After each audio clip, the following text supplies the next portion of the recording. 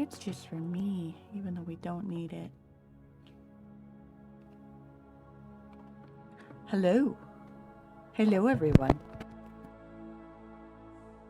Yes, it is a special side episode with one Luthien Amakiir. Hello, everyone. And a witness. By chance. Go, BM.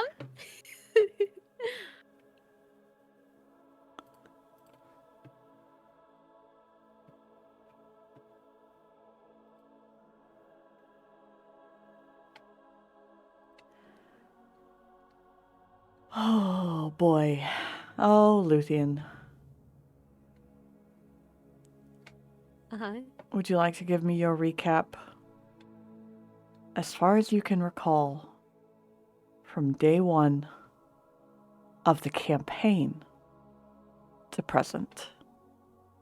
Day one of the campaign to present. All right. To day 0 of your downtime in Court and Nadar.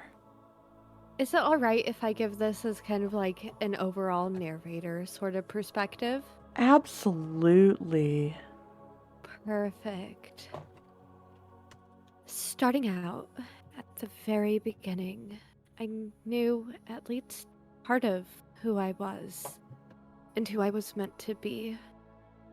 I had woken up feeling my head ache, finding ink on my hands once again, and a new wet painting that I had made with none of my colored painting supplies anywhere near me.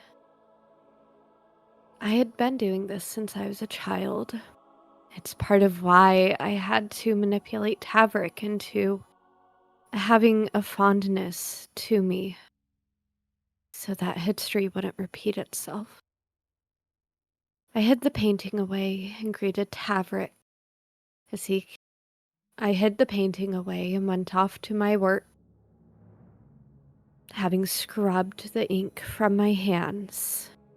And at work, I found a coin, summoning me to Bryn's.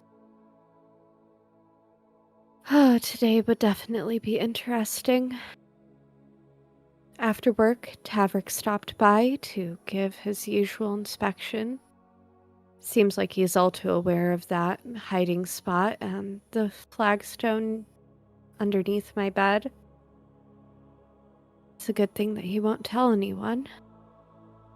I take the painting and myself, and as soon as Tavrick is gone, I head to Bryn's, where I see my sibling, Emery. They give me a task. There's a concerning flower near Orblin. There is a task from the lore keepers that takes me there either way. Seems like I am to also give Emery a duplicate of the report that I am to receive at Orblin, as well as a sample, but I'm not very good with plants.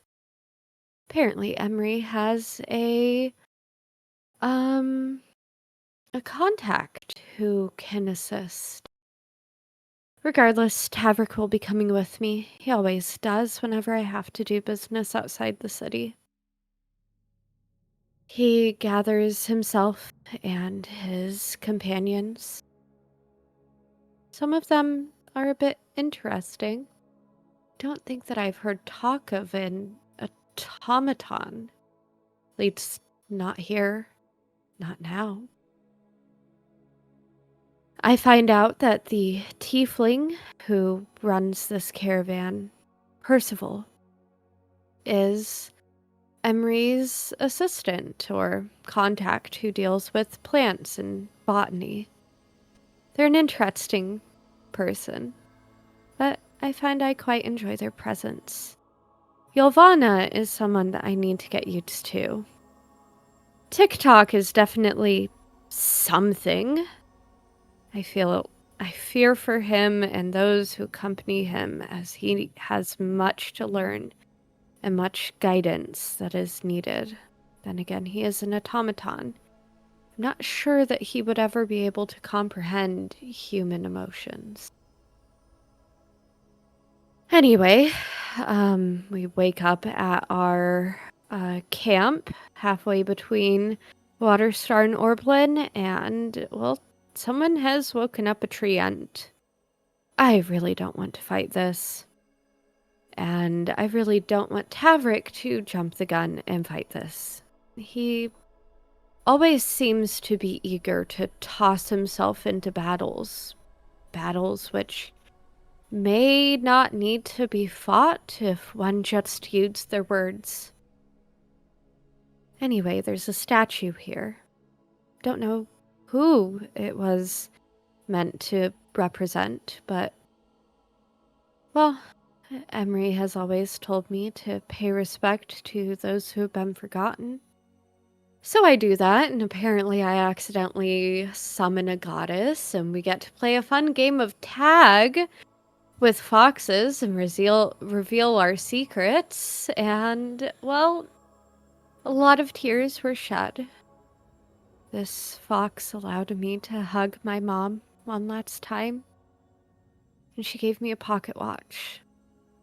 The same one that my father had. But there's something a bit different about it. Something in the way that it ticks and the hands move. Something I'll have to ask Emery about. Anyway, we reach Orblin. I report into the lore keepers. I get the report that I am supposed to send back. I am able to actually take Tavrick into Bryn's, as was his choice.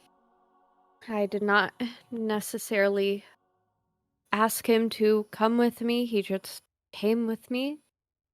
And he got to meet Emery and got a lot of alcohol.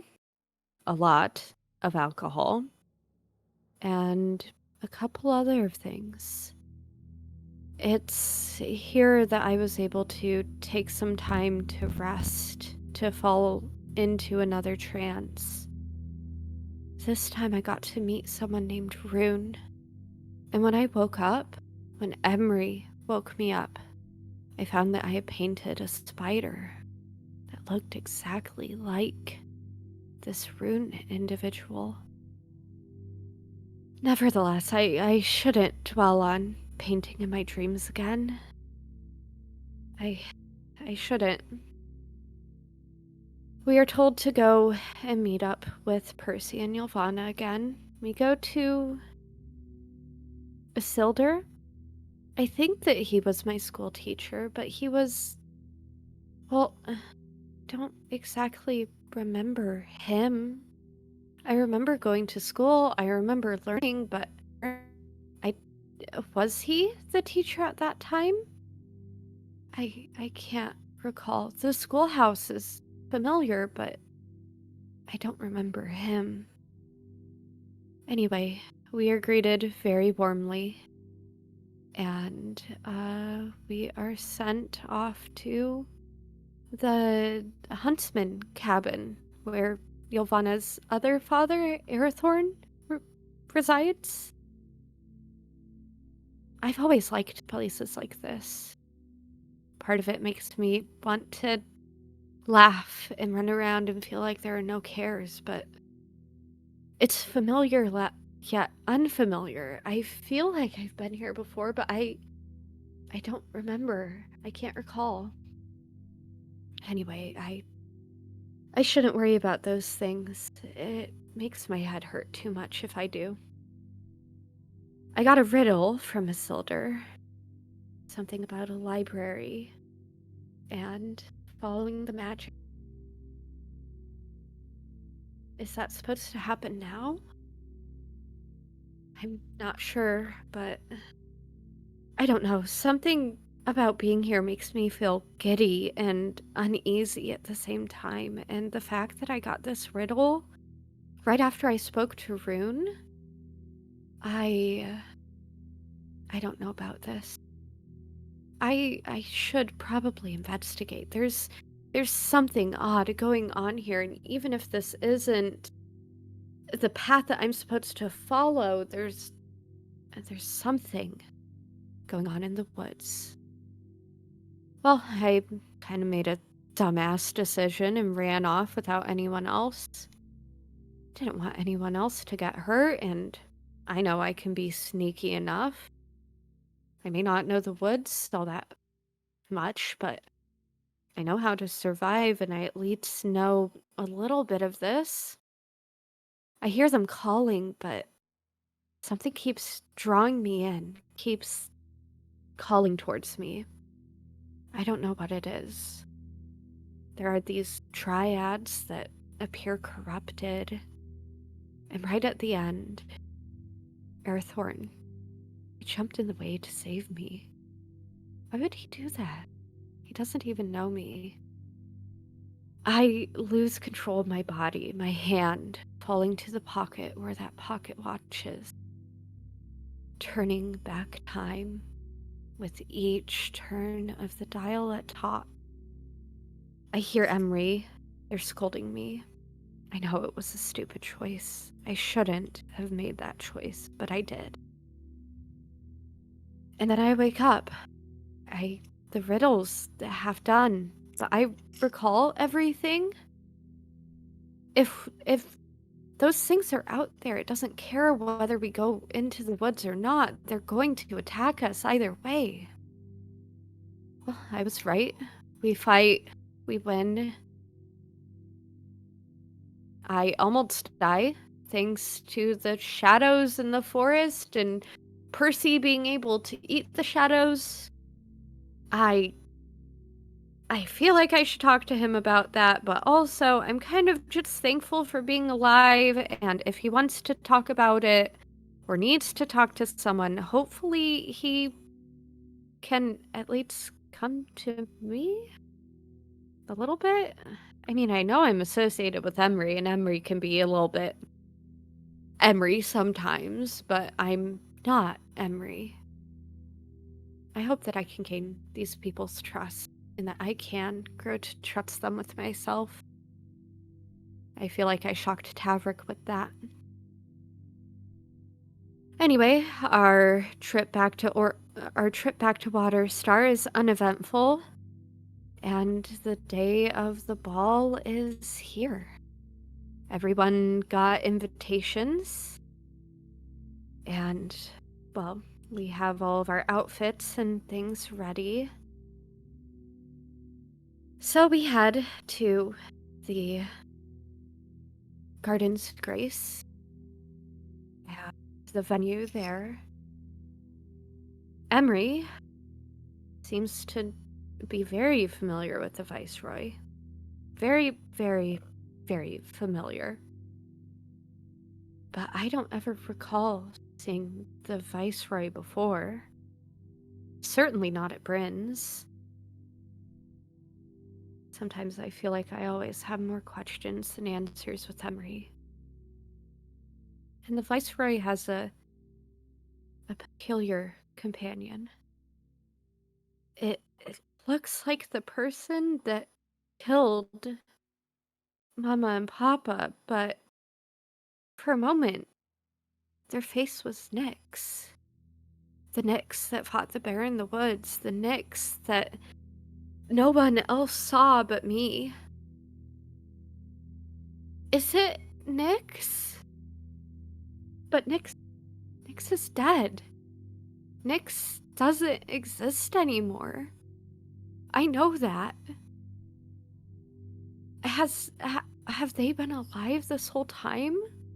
How did they get out of the custody of the Scaredos?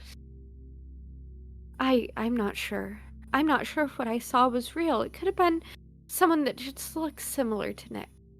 A different changeling or a shapeshifter. I mean, Emery changes their face all the time. It's not that out of the question that it could be someone else. I need to make sure. I need to know whether it's Nyx or not. They don't seem to remember their time as a lore keeper if it is Nyx. And other things aren't adding up, so maybe it's not. There's just enough to cast doubt. I get to dance with the Viceroy, and, well, there's something off. He's a little too charismatic. Anyway, that is neither here nor there. They are a politician, and charisma is a politician's game. We head back to Bryn's after I win the Belle of the Ball. We get told that all of us are to accompany Tavrick on his mission that was given to him by the Viceroy. I hope that this goes well. I didn't see Emery today. They're not usually gone this long. Hopefully, they're all right. We did get to meet this wonderful tabaxi. They're an associate of Emery's. Well, not every associate of those is trustworthy. This one does seem trustworthy enough. Enough that Emery would have called them in. And there's a different doorman. I feel like something is wrong, but Emery did say that I had to go on this mission with Tavrick. I hope that they'll be all right when I come back. We travel from Waterstar to Orblin using a teleportation circle underneath the keep. It's funny that all of the others are so shocked. But then again, it's also not surprising, seeing as how Vaiks and I are the only out of this bunch with high enough clearance that we would know that there are these teleportation circles for logistics and for carrying goods between city to city. Anyway, since we'll be out in the woods, I probably should have my own horse. I find this dashing, spirited, and feisty warhorse, of all things, here. They sell him to me at a decent price, I'm guessing because, well, he's kind of sassy and kind of doesn't like the handlers here. But he seems to have a good choice in people. He seems to like me well enough. Anyway, he acts like a little king, but he's such a sweetheart to me. I also go and get myself a new bow and arrows, just in case. Just in case something happens and we have to fight something at a distance. I don't want to be useless. We head to the hunter's cabin once more and say hello to Airthorn, who lets us know that the beast that we are supposed to be investigating, or the area that we're supposed to be investigating, is where there is some kind of beast that injured a party member 20 years ago or so. I wonder what kind of beast it is. Vaiks seems to know, but they aren't saying anything. I guess I will just have to trust that they are going to guide us and share information that is relevant. I hope. Anyway, we are making our way through the forest. Tavrick leading us, Vaiks on the back of Trouble with him. And, well, we've ran into an entire field of Solson blooms, and Tavrick falls into a coma. Percy seems to blame himself for this. We spend a night at a camp, and I find out something that I wished I hadn't necessarily found out. Vaiks is able to make trinkets, items out of the souls that they've taken. Does that mean that my parents aren't actually resting? Are their souls still bound here? I can't handle the notion. I've done so much to try and make peace with it. But grief, it comes and it goes, and being reminded of that day, I can't handle it. I freeze, and then I run. Mindu chases after me and hears my story. Says that it would make a good book. I am inclined to agree that it would make a good book, but I don't think that anyone here would be able to read it just because it might endanger their life, seeing what I've seen. But still, it might help me to write everything down. I guess I'll try and journal more. Journal again. Wasn't all that useful the last time I tried, but my emotions are something that I tend to not necessarily address sometimes. I don't know, but I'll try. He gave me some tea, and I was able to actually say goodbye to Mama and Papa. They told me that they were proud of me. It's wonderful what this tea can do. I hope that the others that partook of it got some closure that they may have needed or wanted. Regardless, Vaiks woke up screaming and half looking like Mama. At this point, I'm sure that it is Nyx. There's nothing more sure in my mind. But how? How did they come to be like this? This isn't the Nyx that I knew. The Nyx that I knew wouldn't take anything laying down. It would be right up there fighting and barking like a dog, telling people not to order them around. I remember that much at least. While they were quiet, they definitely had a stubborn streak and a mind of their own. And this isn't it. Anyway, we got going to where there is some ironwort, and Percy is able to make an antidote for Tavrick. Something about today has made me happy, gleeful, joyous for the first time since I don't know when. My hair changes, and there's rosy glasses over my eyes as far as my perception goes. I knew that Tavrick and Mindu may have been a little bit at odds, but he treats Ylvanna like that.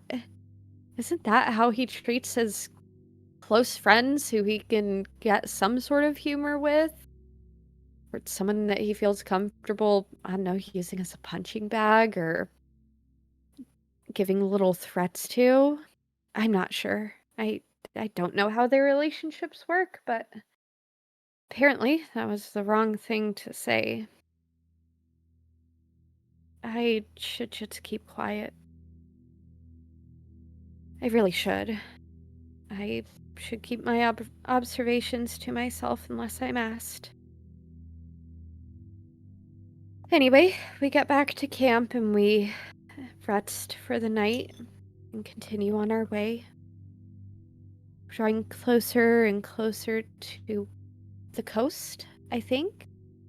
We must be somewhere near the coast. And there is a wall. Well, there are trees with glyphs on them and some sort of barrier, but it doesn't seem like it's malicious. I don't know what to think about this, but I'll keep it to myself. The party is asking me to talk to the trees. I don't know if the trees seem alive. The barrier seems alive, and now we are going through the barrier. We have been welcomed by the trees through the barrier. I don't know what to think. It's so different out here compared to in the cities and in society. But I'm glad to be here, to be outside of that oppressive view. Anyway, we meet an Eladrin who apparently knows my parents. Again, more questions to ask later, once this is taken care of. We are taken to a dining hall. Our horses are taken to stables. We're given rest and respite before the next day when we head to an island. Why are we going to an island when we're supposed to be hunting down a beast? Why do I feel like we're getting sidetracked, but also why do I feel like this is where we need to go? Anyway, we follow these flowers and this lady to an island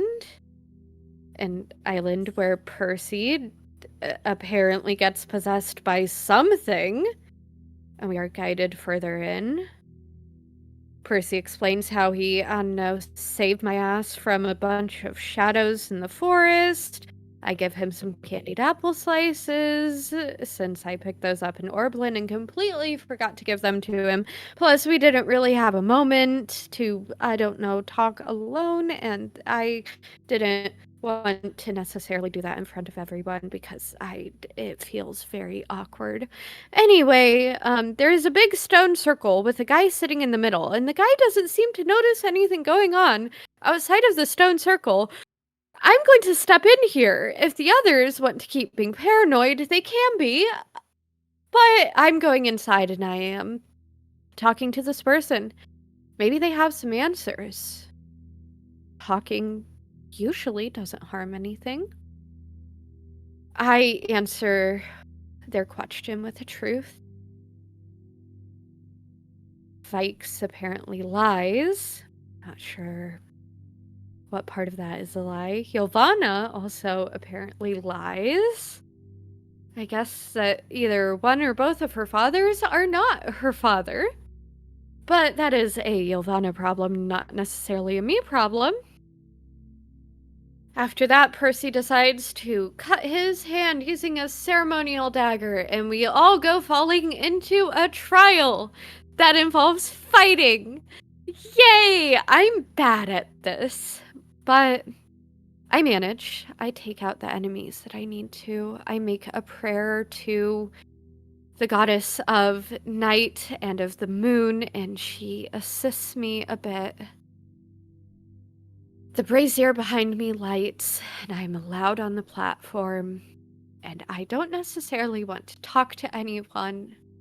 My face hurts, my arms hurt, my body hurt, I am bleeding, I am sore, I do not want to be here. However, I am here, and we shall continue. Hopefully, we will find something non-fighty soon. We are congratulated for passing the trial. Hooray! And guided into the archives. Vaiks and I get to put together a puzzle. Ylvanna decides to steal a scroll and wake up some arcane golems that start coming after us. We are able to all get through the door and slam it behind us. Vaiks then mockingly, jokingly, attempts to drown Ylvanna in the lake. See, if these are the signs of friendship I am shown, I am going to assume that someone being playfully hostile towards another person is going to be friendship, okay? Why? I'm just not going to question it anymore. Anyway, there is a lock that apparently gets unlocked by an ice dagger. We have to learn silence in the form of a bedtime story to make an elevator descend or ascend through the silence. We go through so many floors of puzzles, and this is this, and that is that, and there are so many books, but none of them are interesting or relevant enough to read. Until we find the map and the dragon There is a dragon skeleton and a map that's labeled Torrens Tier. I know that name. The true history of Torrens Tier was in Isildur's home. I need to ask someone about this. I need to know what Torrens Tier is and who is Torrin. But of course, there's no time for that. We have to keep going down and down and down, past the fake Mindu, past Vaiks murdering a bunny and taking on a face that I feel like I have seen before, but also I haven't seen that face on anyone but Emery, and that was only at the ball and at my parents' execution. Whose face is that? They apparently decide to walk through a, I don't know, a bookshelf, and that is kind of terrifying. I do not like that ability. No, thank you. That just reminds me of the bear in the forest that almost killed us. But anyway, going on. We go down the stairs, and guess who's there? The Viceroy with a bewitched Emery. 'Cause that isn't Emery. Emery wouldn't look at me that way. Emery wouldn't ignore me that way. I know that. Percy decides to throw something at some arcane glass barrier, something, and we get sucked into I don't know where. And there's this really pretty lady that looks like Nyx when Nyx was in fighty form with, I know, the bear. But it's not Nyx. And then, well, I guess I get to watch another loved one die. Goodbye, Emery. Goodbye, brother. You are now Ash. AC is getting beat up. Vaiks decides to stab herself and, I don't know, commit suicide, but not actually commit suicide because of magic. Yay, this is fun. I am totally holding on to my sanity and stability with 100% success. Yeah, we're totally okay. Anyway, we get teleported back to the outside. We are now in the out. We get to talk to the pretty lady. Apparently, that is the goddess of death, and I know the moon, the nighttime, shadows. I don't know what to ask her. I am going to ask her something, and hopefully it will be relevant. Anyway, we go back to Court and Nadar. People are asking me if I am okay, and it feels really overbearing because I have a lot of emotions going on right now. Luthien is having emotions. So, I'm going to ask for some space so that I don't snap at anyone, like I snapped at Vaiks in the middle of the not Mindu library and kind of called them a lapdog to a sociopath, but we're also not going to talk about that right now. I am going to go and break up some pottery, and then I'm going to sweep everything up, cry for a bit, write in my journal, help Dee Dee get some clothes for the boys because apparently one of the boys was right outside the house, and I'm at this point I'm just gonna stop questioning things. I'm just not. And then I get to have a bath, I get to put on clothes, I get to go to a seamstress and get new clothes, and the rest of the time kind of passes by in a blur. We get teleported to, I don't know, the caves where we can go and we can get Emery back, which I feel is kind of important because, no, they're kind of a deity, I think. Based off of what Deity Lady said, they are a deity, and I mean, that kind of makes sense, but also, when were they gonna fucking tell me?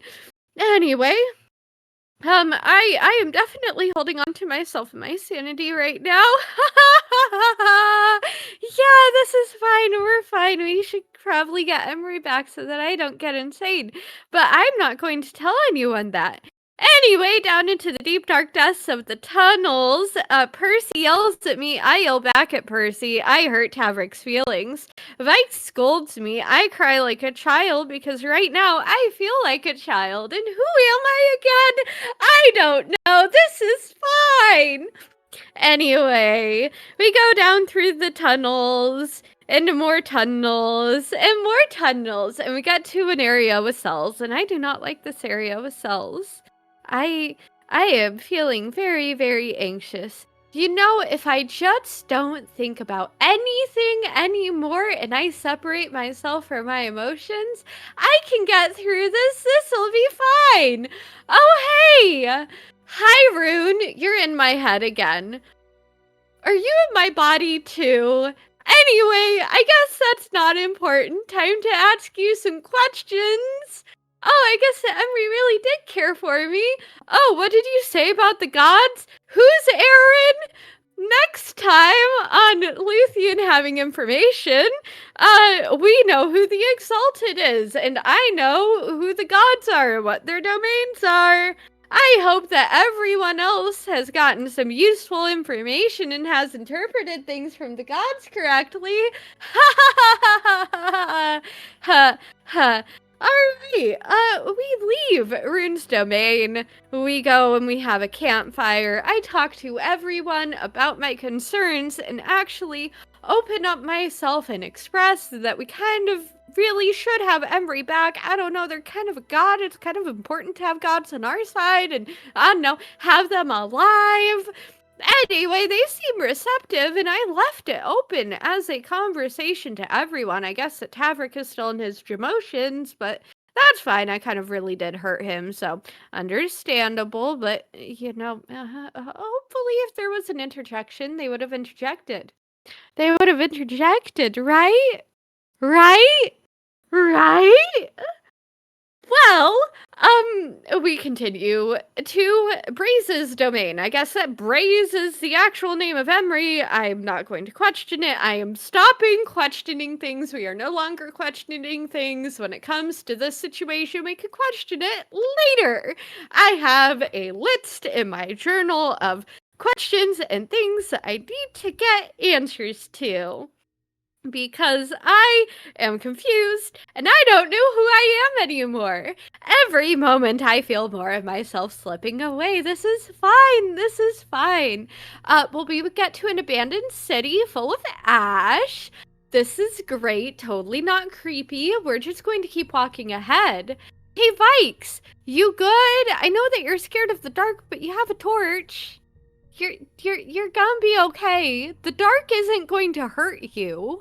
At least, not here. It doesn't feel weird here, so the darkness isn't going to hurt you. And if it does try to, we have Percy. He can eat darkness. It'll be fine. Anyway, we continue through these caverns. Break down a skull tree with the help of Mindu, who had seen a ritual before. We get to, the void. The void? The void apparently talks back. Vaiks, once again, decides to step through nothing. I really don't like that ability. It really freaks me out. Vaiks had a rat in their pocket. That rat's name was Ylvanna, and now Ylvanna is dead. I thought that it was going to be someone else who was going to die, because I don't know, Ylvanna has an actual family. I think that Ylvanna is the only one of us with two parents who are alive and present, but okay. Ylvanna goes, poof! Mindu is working on some sort of a ritual. My mind is really going hazy right now. Am I melting? I think I'm kind of melting. My personality is melting, and that's fine. Emery's back. Emery might be able to fix things. It'll be fine. But wait, Vaiks, what are you doing to Emery? What are you doing to a god? Vaiks, you are not supposed to stick your arm into a god. Vaiks, what did you take from the god? I am mad at you. I am mad at you, and I do not have enough sanity left to, I don't know, properly communicate emotion, so I'm just gonna slap you and take the hand of my sibling, and we're gonna go. Also, because this room is kind of falling apart. Yay! We're going to continue down this path. It seems like the forge is back on. It's getting kind of hot in here. Or is it just me melting in my mind? I don't know anymore. Anyway, Emery's here. It's all fine. Emery's not here. It's not fine. There's a big golem, and I don't remember how to use magic. I can't feel my magic anymore. So I'm gonna just go this way with Mindu and Ylvanna because, well, I wasn't the one who pulled out my sword. I wasn't the one who pulled out a weapon. I wasn't using magic at all. I can't use my magic right now. Anyway, there's some crashing and banging and fighting and feral growling and dwarvish. So that was fun. Embry was apparently watching from a rooftop with a bowl of popcorn. Yeah, fun. Now people are looking at me like I am in a mental place to make decisions. I can't make decisions. I don't know who I am anymore. Am I Luthien? Which Luthien is the real Luthien? I have no clue. Which personality is my real personality? This is fine. I need Emery back. Emery can help me. Emery has helped me before. It's totally okay. It's gonna be okay. Well, Emery did fix things, but now, instead of all the Jamotions, no Jamotions. But, I don't know, my mind was kind of shattered into tiny little pieces, so I kind of have to heal from that and all the psychic damage that I took. Hooray! Luthien. Anyway, apparently Luthien. Emery was my first kiss. Hooray! That was interesting. And now we're going back to Coordinator, but not before we see the tomb of a Draco Lich. Dragon. Yay! Let's go, Tombs of Draco Liches. Emery Dragon. says that they'll tell me the story later. That seems very interesting. We fly back on a half corpse Percival. Not Percival. I don't know. Percy hasn't been Percy since Ylvanna died, so we're just not going to question what or who Percy is right now because, well, they didn't question what or who I was, so yeah, that Dragon. is fine. You are speaking to me? Why? Oh my god. My audio input has apparently decided to switch to something else. Or output. I said, Luthien, breathe. I am breathing. When you got to Emery assisting, I said to breathe. Ah. You're going to take a deep breath and then continue until you get back to Coordinator. Well, no emotions. Emery has assisted me. We are together now. I am back together now.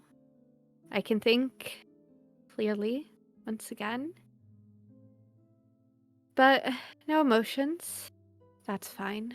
Tavrick decided to ask some questions. Well, I know who I am to Emery. Maybe seen as a pet, but better than being a tool or a pawn or something that's useless. They help me and I stay near them so that I can continue to feel myself. I don't want to lose myself again. It's always terrifying whenever that happens. Tavrick then asks if I want him here. That is well, that requires emotions to be able to tell whether I want him here or not. So, I will give him an answer of, I am not sure. I can't feel that right now, and I will get back to you later. He seems to, not, uh, um, like that answer. I don't know. I probably miscommunicated again. Anyway, I am going to go with the boys and see what is behind this door. It is apparently a lich, and I am interested in the story. Emery will give me the story.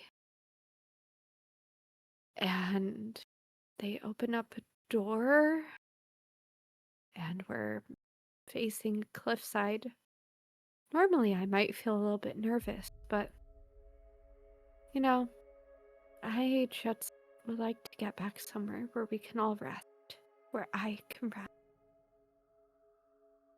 Anyway, we decide to wild shape both Percy and Tavrick.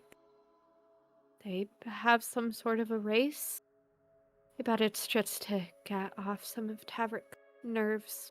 He seems to have a lot of nerves recently. Anyway, we get back to Coordinadar. Percy jumps onto Vaiks and yells at them. Their reaction, while emotional, is kind of understandable. They are close to Ylvanna.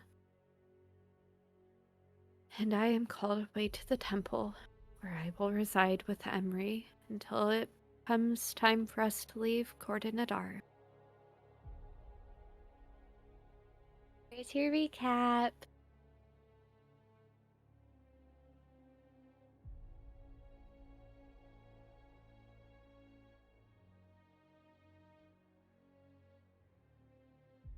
I hope you all enjoyed the accelerating breakdown and an intervention.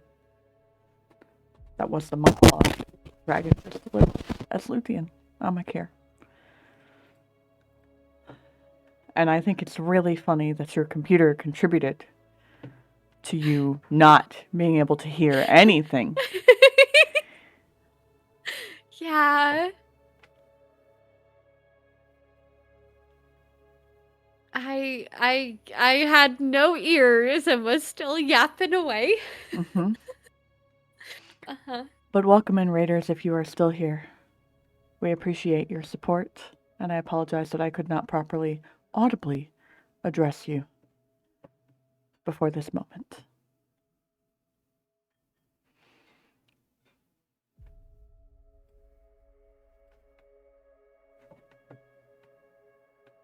We're going to take a quick hydration break while ads roll, and then we will resume as you are led and introduced to the temple in Coordinadar.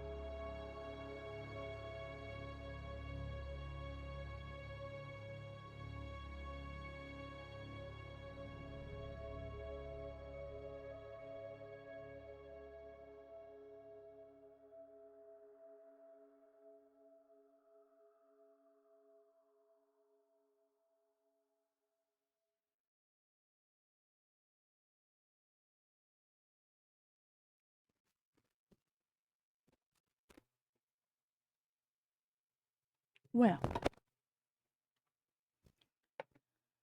Whew.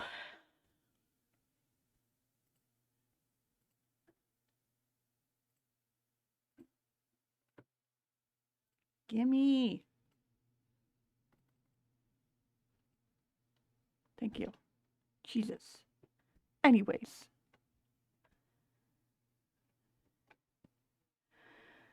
Luthien. Day 0 Yes. of arriving back to Coronador. Yes.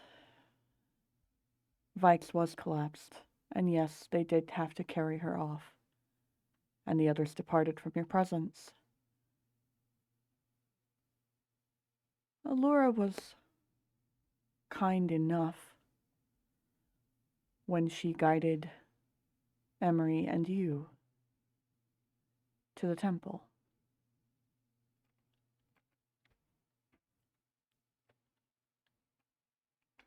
It was a short walk from the gate compared to everything else, considering it was on the same side of the tree.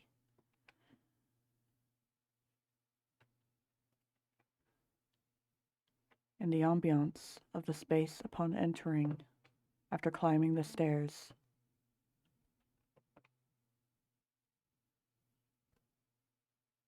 was hazy at best. Do you recall the conversation you were having with Emery on your way back to the temple? Before you met Brother Berrig?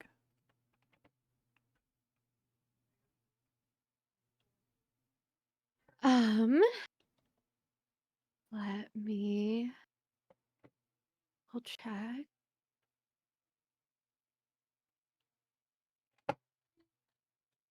I don't believe that Accidental we caps. went over. Yes. Luthien.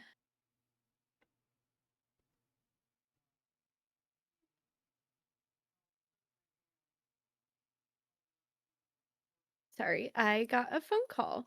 Let me tell husband I am not available. Sorry, husband, I kidnapped wife. Husband, one moment.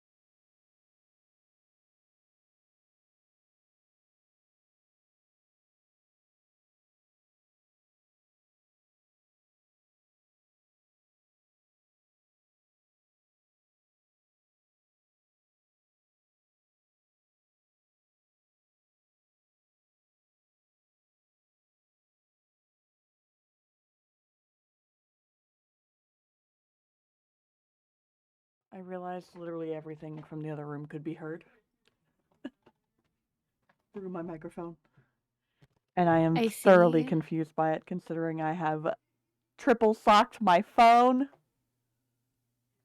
Maybe you need fluffy mic cover and triple sock? It is fluffy mic cover and triple sock. Maybe you need quadruple sock? Anyways,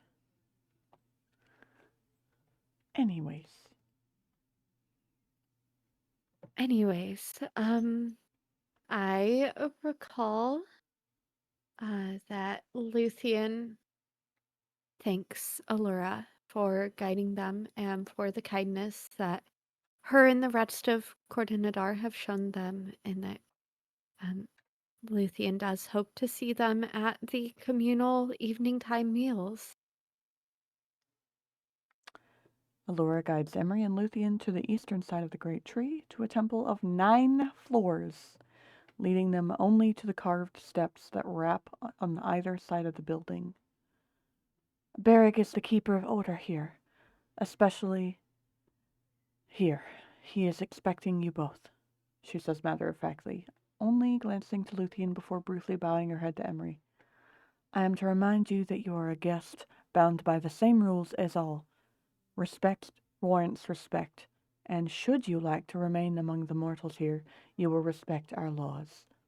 At which Emery gives a small nod, offering their arm to Luthien. Luthien listens to Allura, committing the name Beric to her memory, as well as the fact that he's keeper of the order here in Cordinadar. Her eyes flick between Emery and her fellow Eladrin as the rules are gone over for Emery's sake. And Luthien lets out a small breath, almost a sigh of relief at the nod Emery gives, offering a polite smile to Allura as her hand comes up and rests in the crook of Emery's elbow. Thank you for showing us here, Allura, and thank you for the kindness you and your people have shown me.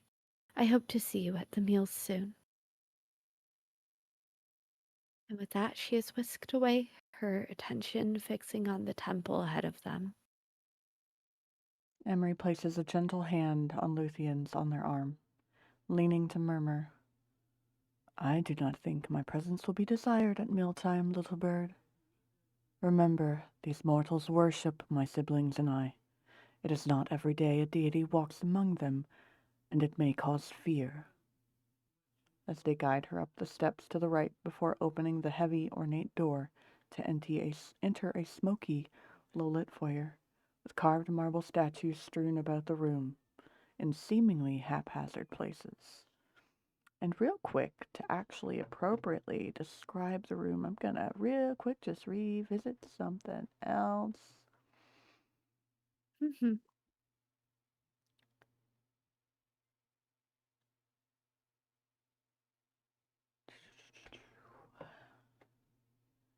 In the center is a dedication of Torin, the great white stag, candles lit all around the feet of the magnificent stag,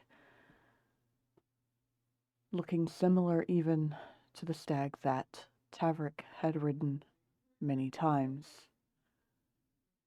And scattered on either side, on the right hand is one similar to the visitive Rowan that she has seen prior, depicting Eris, the sovereign of shadows, with serene pool, gaze veiled, smooth long waves carved to flow over shoulders to her waist, over the robe, the statue so intricate it could have been alive, and on one hand outstretched, and the other holding the crescent moon just above the topmost curve of her hood. There is, towards the back, an hourglass depicting time.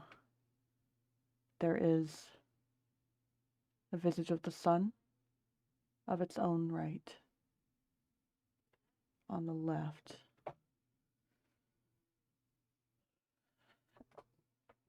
A visage of Scabini Runefoot, the original dwarf-like form of Emery's past iteration.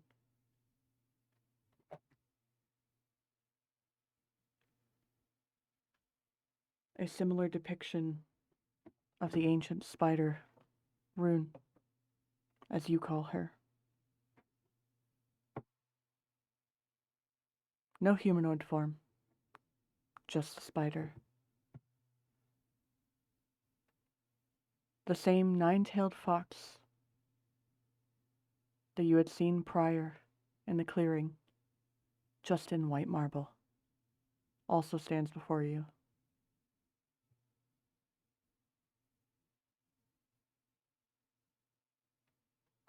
Hold on, I'm trying to mentally count. Torin, Ren, Eris, Scabini, Runtha. Rune, no, Huntra. Huntra. Time. Yep. 2 more. Nope, I could do the fox too. And Yes. a winged serpent on the far left.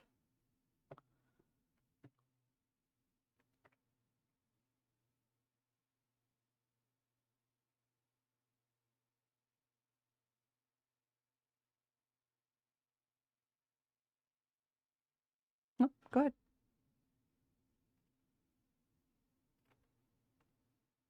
Okay. Luthien, at Emery's words, it made sense the way that Emery was being treated. I understand. If it would be all right, I would like to eat with them every once in a while we're here.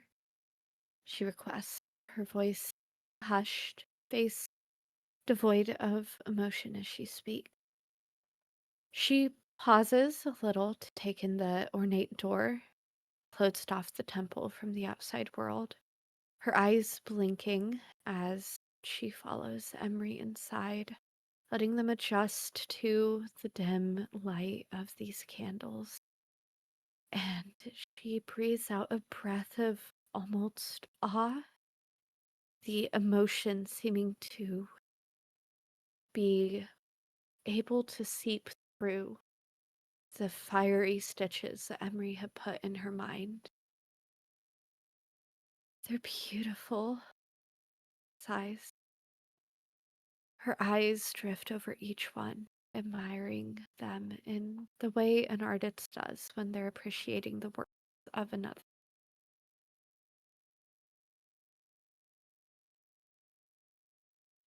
Emery brushes a thumb over the back of her hand, whispering, "It's okay to feel the awe of it. What is on your mind, my sweet?"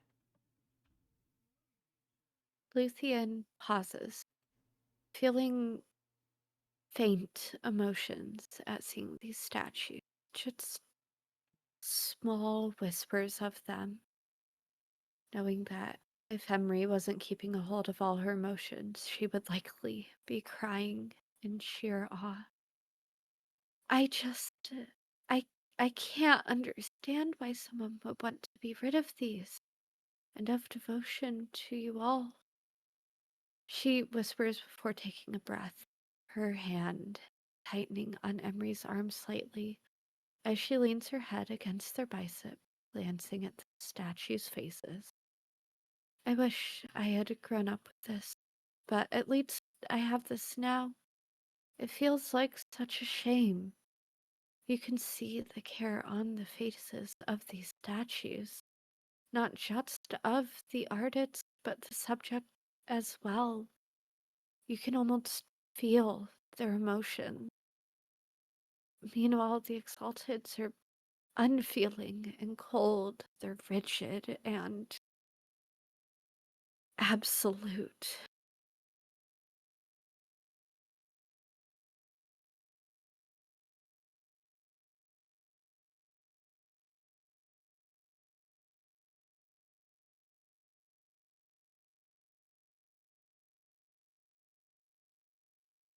Emery guides her forward toward the robed figures at the back of the hall, explaining as they walk. They say she saw it written in the stars, the prophecy that spurred the cleanse, as she called it.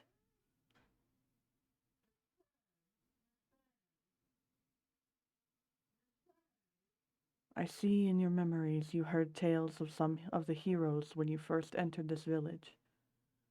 They were real creatures, heroes, fooled by a prophet who saw the destruction of everything and everyone at our hands. We cannot fault someone who has never been wrong before for doing what she thought was the only thing to protect the living, as opposed to the divine. Or at least, I cannot. Perhaps seeing into the stars so much caused a touch of madness that looked like passion and conviction. It is the duality and fallacy of mortal creatures attempting to play divine being. I am certain you can relate, given the visions you also received when you trance. And they stop a step away from the small gathering at the back of the temple, noting the winding stairs on either side. Welcome, divine passion and chosen. We are honored with your presence, the dwarf among them states, a pleasant smile peeking out from between his bristly mustache and beard. An old weathered hand held an intricately carved staff, looking up at the pair. I am Beric. We have prepared your temple to house you, divine one.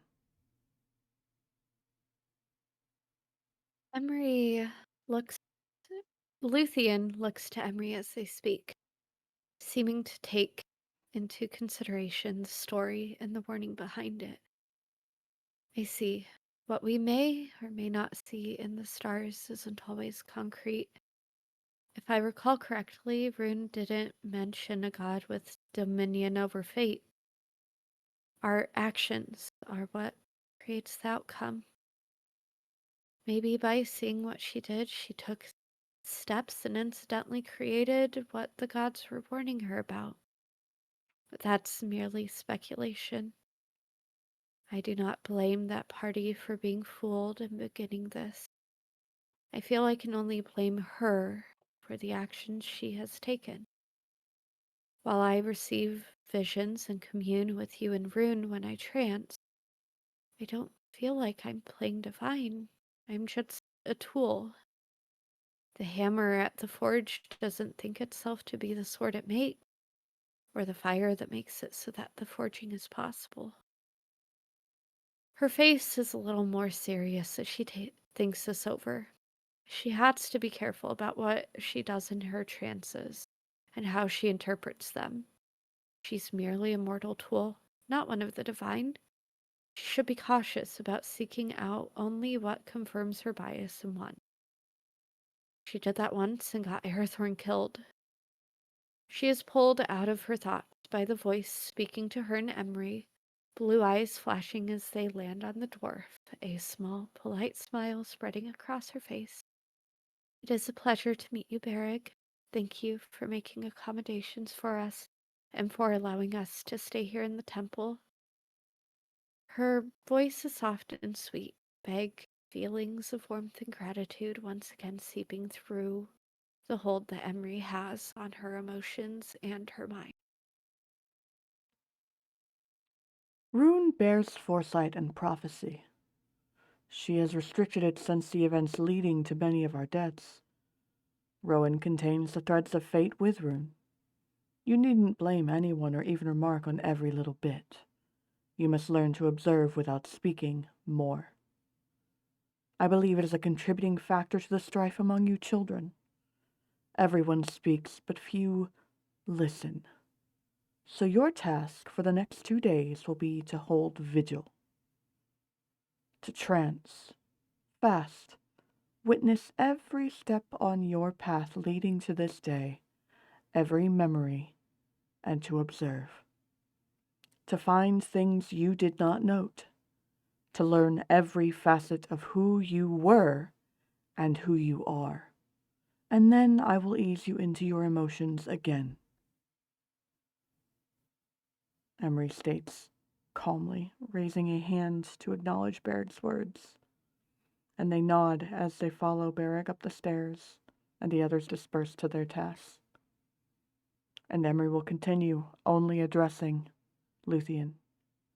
There is much for you to learn in a short time, and your first lesson will be to listen and to observe. Starting with history, your history. Do you have questions before you begin? I see. Luthien nods, biting her lip.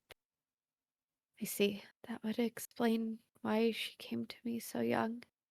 She quiets down as Emery scolds her about how she observes without speaking. It was definitely something she needed to work on.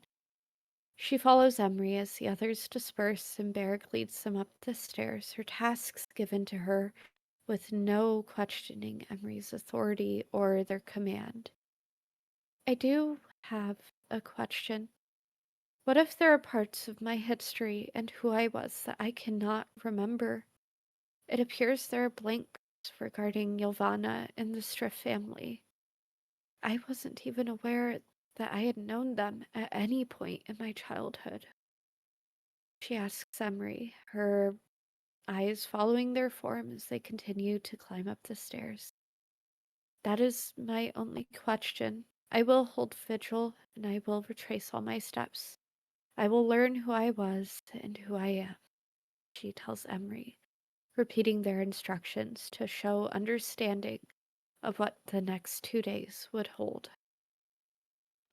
I will be nearby when you knock on those doors.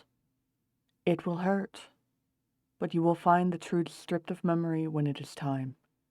And then we can work on your dedication to the Sept. After all, it is the prime opportunity, being in walls older than the history you know, they state plainly. Luthien nods, taking a deep breath as she prepares herself mentally, giving them a small smile. It is what you say, and the hurt is necessary. With that, Luthien looked around the room, finding a quiet area that is out of the way, where she could kneel without getting in the way of Emery. She set down her bag, making sure she had something to draw with, just in case that overtook her while she was trancing. Then knelt, knees on a small cushion as she relaxes, letting out a small sigh as her hands rest palm up on her legs. She began small, recalling her earliest memory, letting the scent and sounds of Orblin fill her senses as she begins to walk the path of her child self.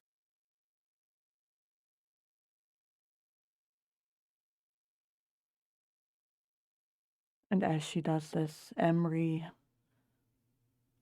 will casually just drape themselves across a chase that is not far from the statue you have knelt before, watching every single one of your moves.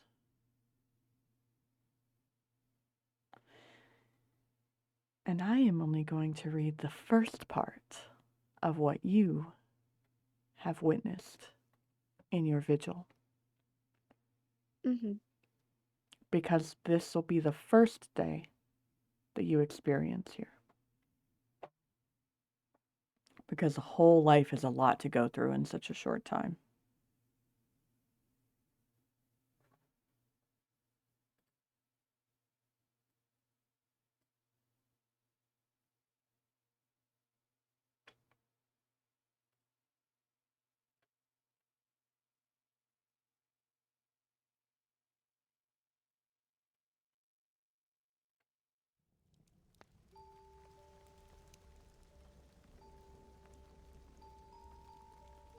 The journey from childhood to present is tumultuous.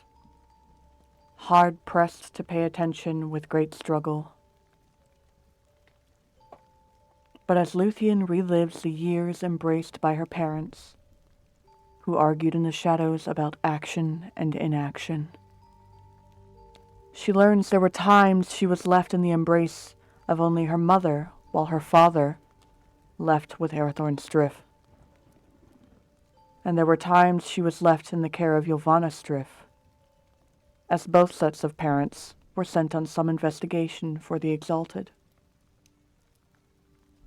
Until Nyx arrived one day, accompanied by hushed, heated conversation at the Strif cabin, and the ever-gleaming eyes of Emery, who convinced the child with great ease Nyx had been found astray, and in need of a new family and sister, to make her all better, to make her feel at home. A few years of acting a family, sibling quarrels, forced apologies, proud parents and all. Each had a knack for one division of study each, but it was the discovery of Luthien's trance-drawn art and paintings that stirred the family to concern. Visions of the old land, the old gods, the old royal family, down to the stark vision of one young Ignatius and his twin sister, who were the very image of the viceroys of Waterstar and Orblin. The panic and knowledge carried by the adults, their suspicions confirmed. Emery was called in to the Strif cabin yet again, for the privacy the hunters were granted, and Luthien was compelled, driven to cease her foresight for a little while. A monthly visit that grew more frequently until the day she failed inspection in an early morning. The ink had been on her hands, and the remnants of drops missed into speed cleaning, and then the scrolls, not just of vision, but of written words. The family torn asunder, separated by the Sacerdos, distraught. Luthien was isolated, strapped to a chair at wrists, ankles, and shoulders, in darkness with only the slow drip of water to break the silence. Time was skewed there, unseen, unheard, alone, until the door opened and the visage of one of the old statues, come to life, stepped towards her. A lady in all white, veiled, pale white hands with nails the color of gemstones, as fire blazed to light in the hearth behind her. The straps loosened as the veil was lifted, to reveal the pale face. Eyes still covered by a slip of lace, as she reached to wipe the tears from Luthien's cheeks. So you are the child suffering my gift of foresight. I know that it aches, pulling at your mind and soul. It is such a heavy weight, is it not? She speaks in the gentlest tone. Her voice carried the lilt of soft bell chimes in spring, the warmth of a summer breeze, the comfort of earthy embrace, and the flow of a hushed, babbling brook. She was magic embodied to this child, and her touch brought such comfort and calm emotions. Luthien would recall nodding with her little sniffle as she dried her tears. Two others in white robes accompanied the lady, standing at the doorway as she inspected the child. But you are not ready to bear that weight yet. It is not our time. One day you will come for me, you and others, for I will bear the hatred that will break you, child, and you will bear the pain of restoring what I stole. We have both seen it, whether it is in your life or your death, you and those chosen champions next will ache the most with the cost of every decision made. You poor child. For now, I will free you this burden. You will have years without this sight. You will mourn the loss of your parents for their treachery, for they have broken our laws. You will forget we have met, and fate will decide where you are placed on your path of redemption for this land. To prevent this war we both foresee.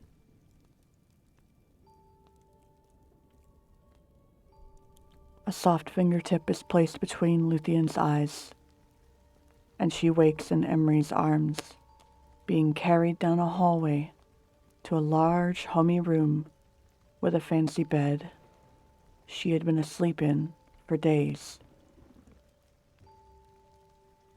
and now remained groggy before dozing back off in the bed where she was placed in luxurious comfort surrounded by color.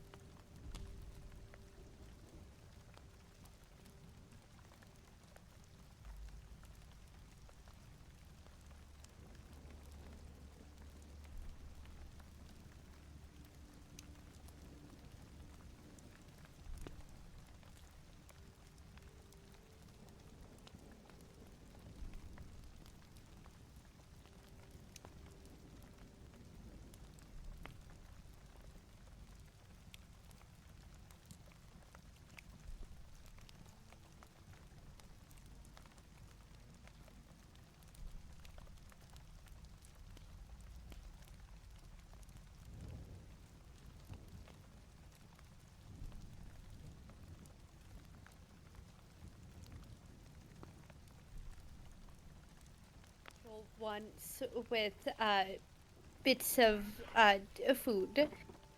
Mm-hmm. Mm-hmm.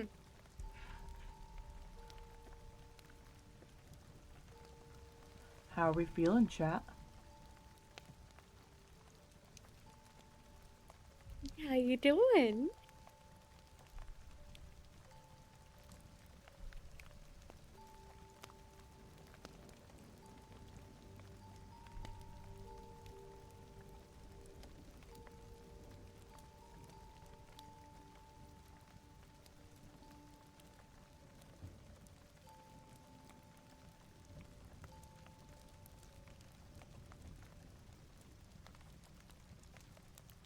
How does Luthien feel after experiencing the first portion of her trance? Aside from the splitting headache she's going to have from breaking through with help. Emery, of course, still perched on the chase, observing. Luthien, despite the splitting headache, her emotions still haven't been given back to her at the moment, right? Not entirely, only somewhat.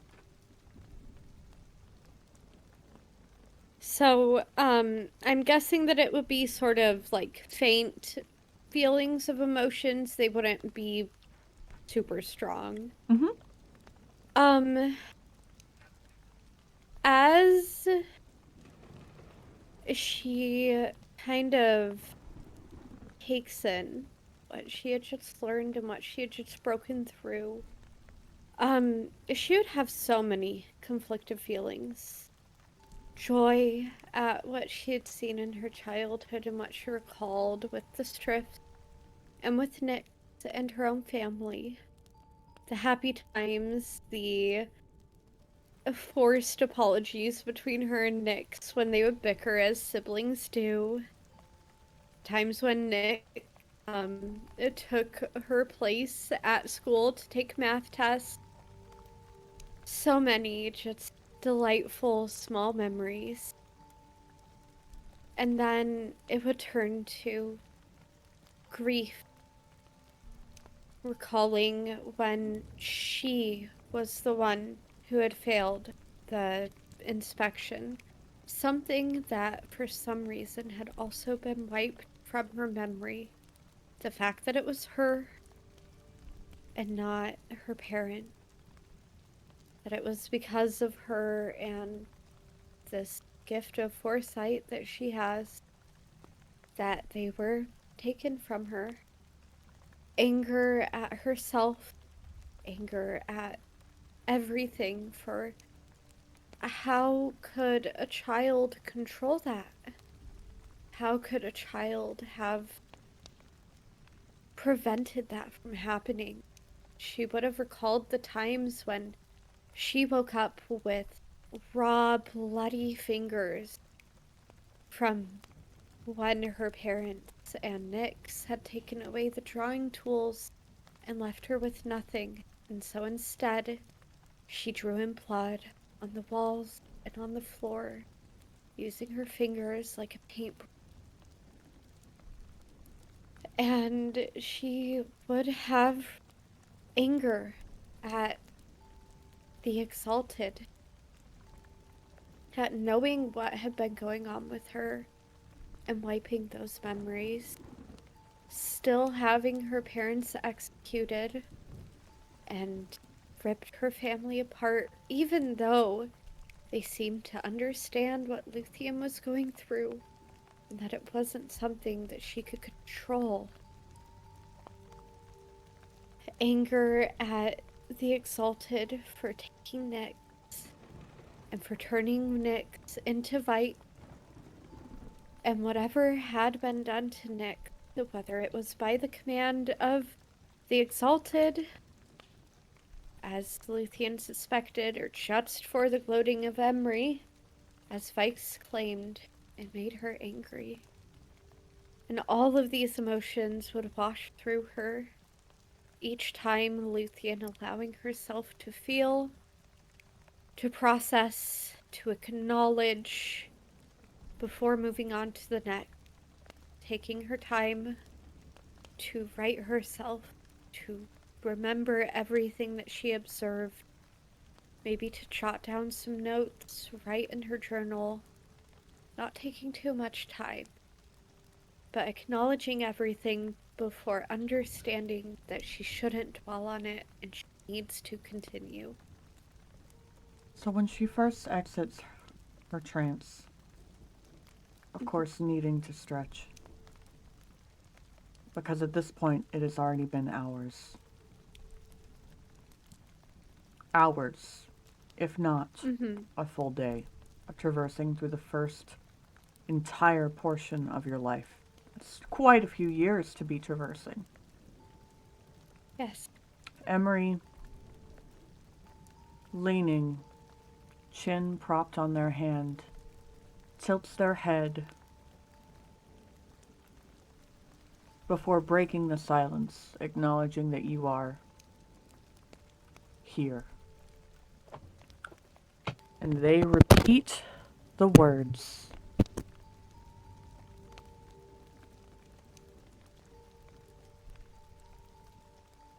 For I will bear the hatred that will break you, and you will bear the pain of restoring what I stole.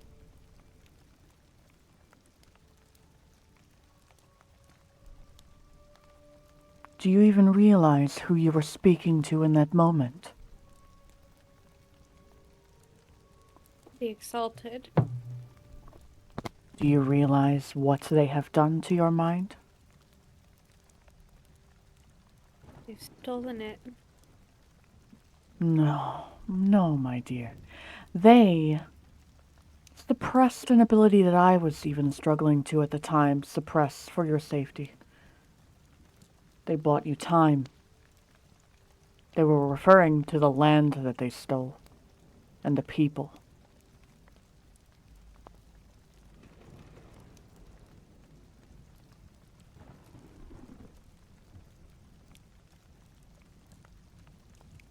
Why do you think it hurts so much to open the doors?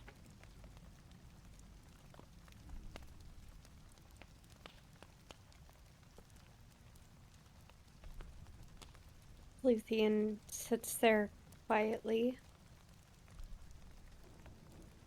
still sort of processing. But it wasn't just that they suppressed.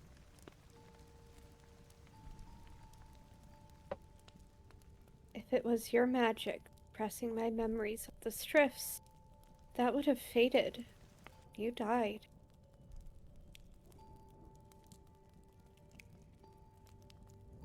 It is much more than just the abilities.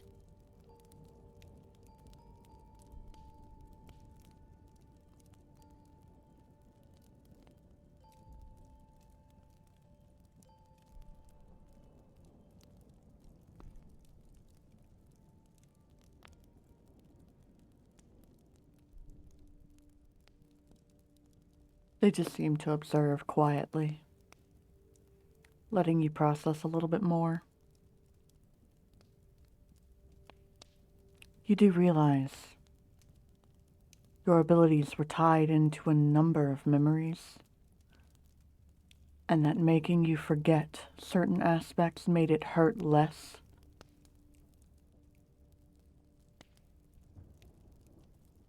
It was, well, some would say a mercy. They rest their head back on the chase, looking at the ceiling. A mercy to forget the pain of that loss of being ripped away from more than just your parents and a sister. In fact, it's quite impressive they allowed you to even remember the sister. Though I'm curious as to why you thought she was dead when she wasn't executed. And I didn't tell you she was dead. No, you would have remembered that.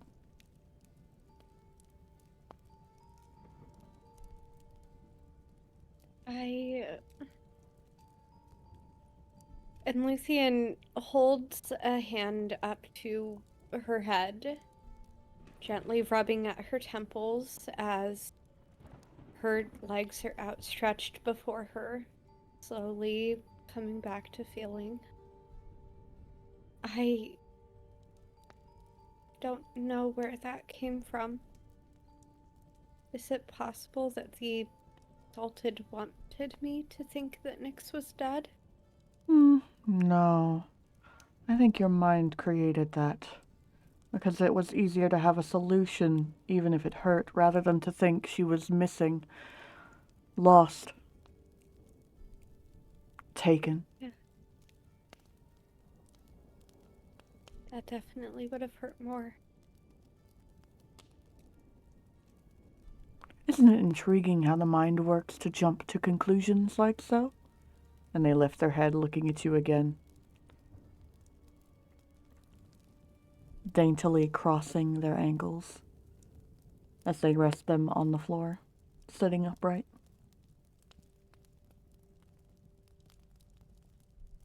It is.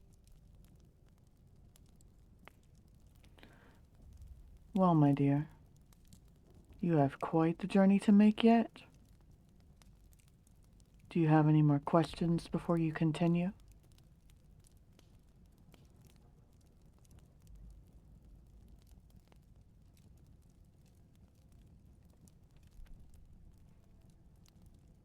Anything. And with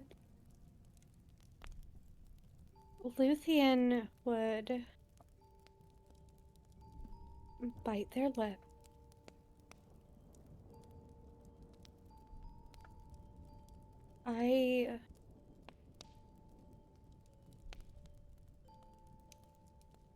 Because she has gotten past that point in her memories, her mind drifts back to what Nyx had said to her, Vaiks had said to her, in that solarium library. Feels like forever ago, when it was only days ago. Speak up. Will do. Her mind drifts back to what Vaiks had said to her in that solarium library, and the argument that they had. What felt like months ago, when in reality it was only a week ago. If that. And she looks to Nick. Or not Nyx, Emery. So many names.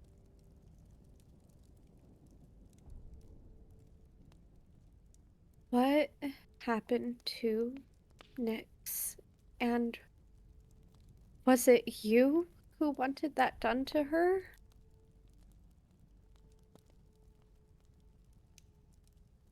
Were you acting by yourself, or were you acting on the whim of another?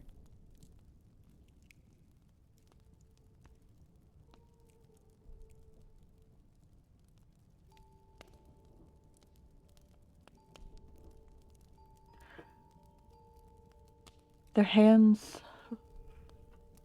rest on the edge of the chase as they lean forward.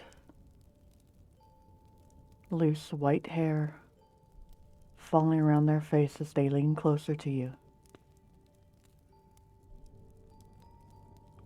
I need you to make me a perception check and also an insight check. Okay.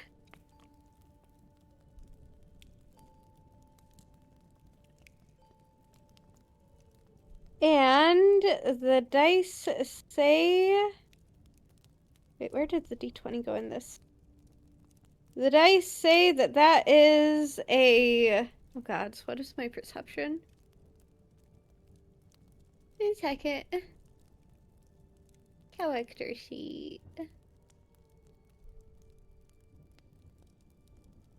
That is a 25 perception, and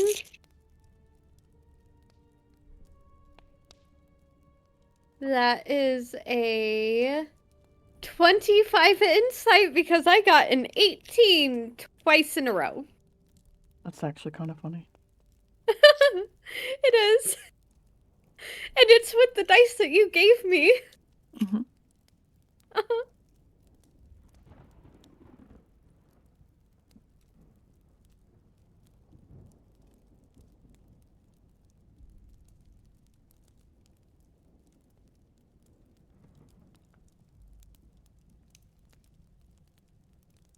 In this moment, you see the glint of madness in the corner of their eye. You see the slight, as it is, wicked little curve at just the corner of their mouth.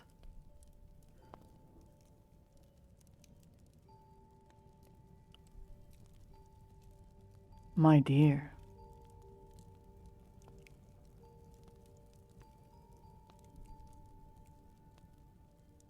Yes, I did that.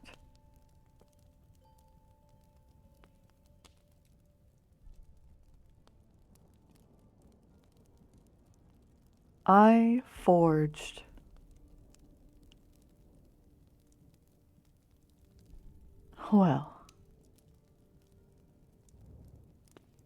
I have forged a blade capable of ripping the souls out of the very viceroys themselves.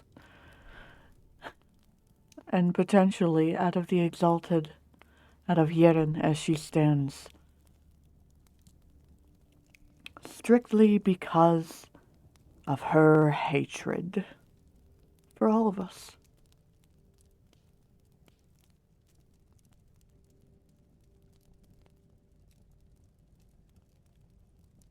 Because it was only through hatred that she was able to even take something and forge it of my own soul. Not out of love, out of hatred.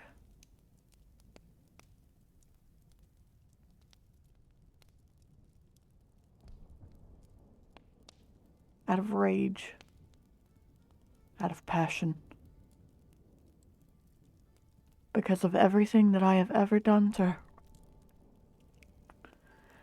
And everything the Exalted has done to this world.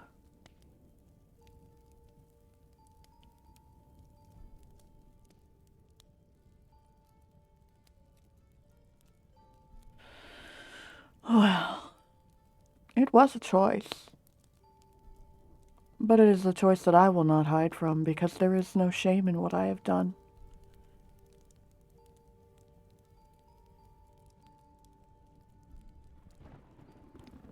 How much do you know?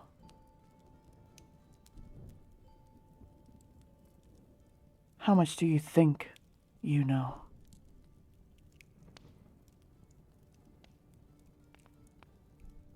I think I know that their mind was broken, that their memories were replaced with another Vaiks, that they were made to think that they were the original Vaiks. Something similar. The one that I saw, who was the executioner of my parent. They were made so that they couldn't make a choice on their own. That they had to be a lapdog to AC. And I know that it has hurt them to the point where they now despise you even more than they despise the Exalted.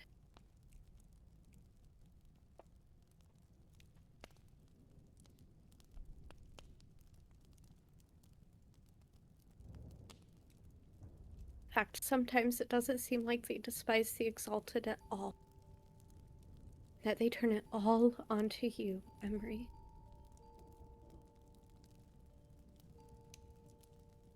And yet, when I was gone, they turned it on the Exalted. When they started to feel and remember, they turned it all on the others. Questioning, uncertain, almost unbridled.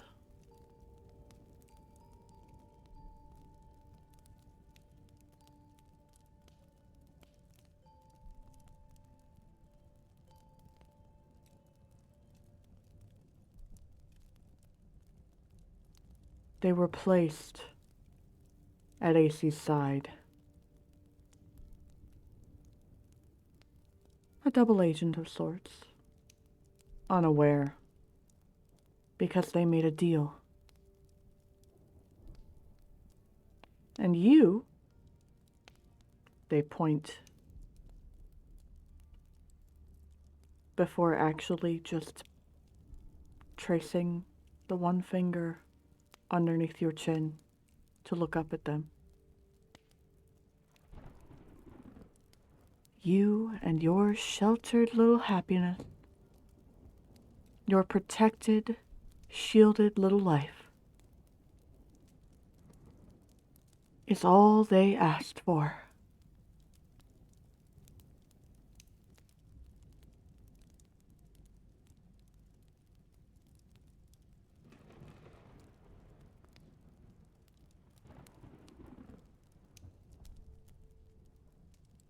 Do you understand? Mm-hmm. Luthien would take a breath, eyes fixed on Emery's.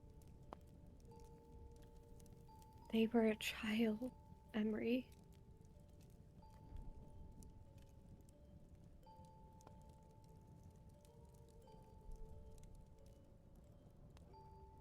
I'm grateful for deal and the years of happiness that it gave me with you. You were still a child. And I know that I wouldn't want to see a child having to make a decision that grave. They gave up everything, Emery. And it's almost as if Luthien is processing this for herself as well. As if hearing those words aloud helps her to understand a bit more.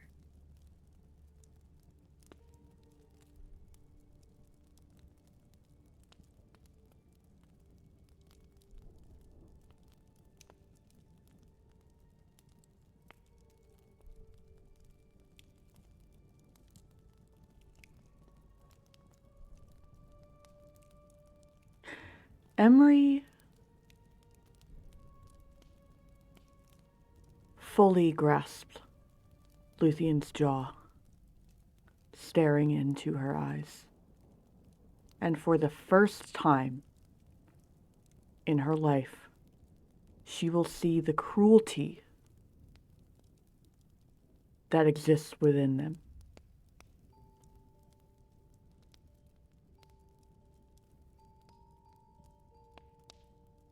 As they whisper, leaning even closer, nose centimeters from Luthien's. And you think I care about a child in the grand scope of time?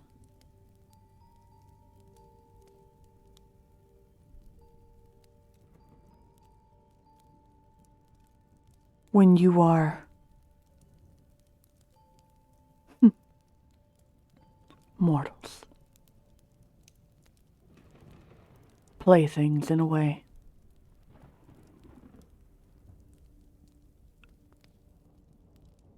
Besides, you know now whose child she is.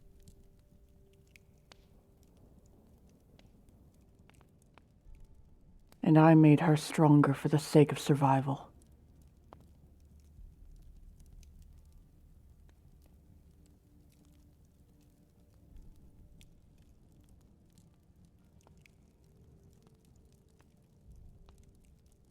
Luthien doesn't shy away from the cruelty in Emery's face. And she takes a moment, bringing herself back.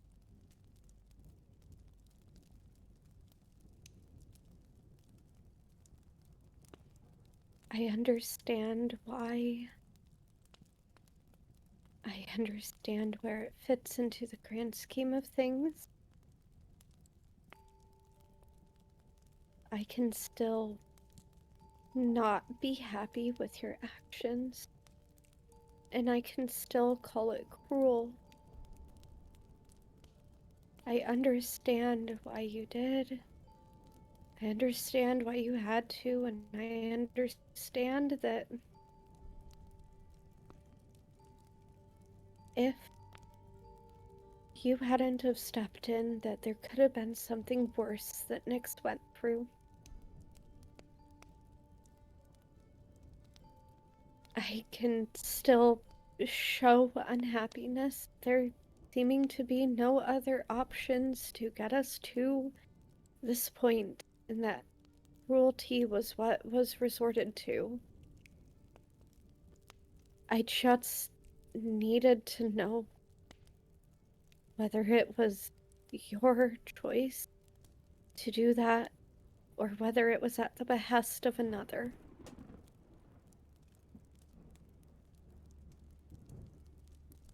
Feels like the world your face. That is a lot of static, Aerie. Why is it static? I don't know, but it's a lot of static.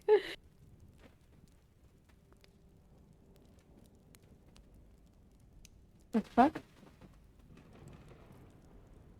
That may be better. Try again.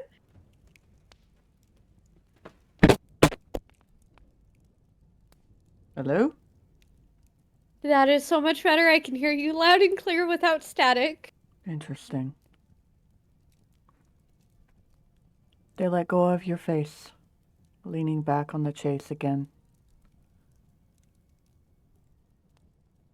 And you can tell the restraint they had in that moment not to just shove you back as they let go.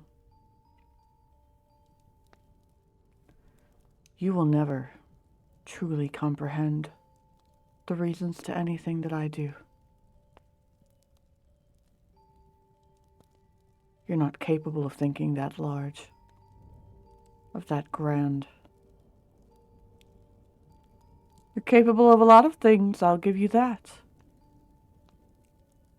But putting yourself in the seat of a deity, in the seat of great power and responsibility, you would only grasp a minuscule portion of it.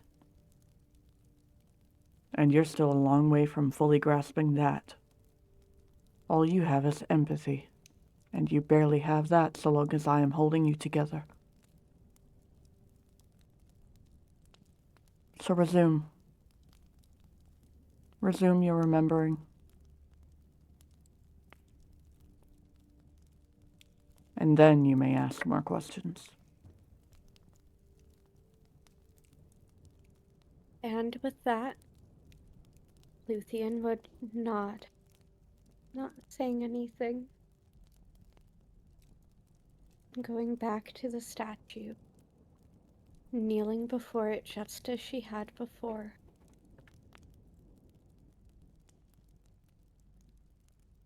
She resumes her meditation, diving once more into that world after she was taken from the Sacerdos and the cells within the keep to Bryn's.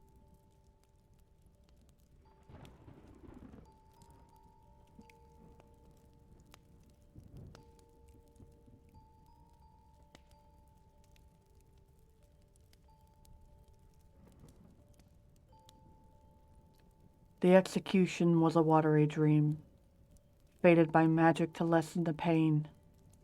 But in review, the Vaiks that had performed the task was, in fact, different than the one she knew today. The expression was different. There was no remorse, only devotion.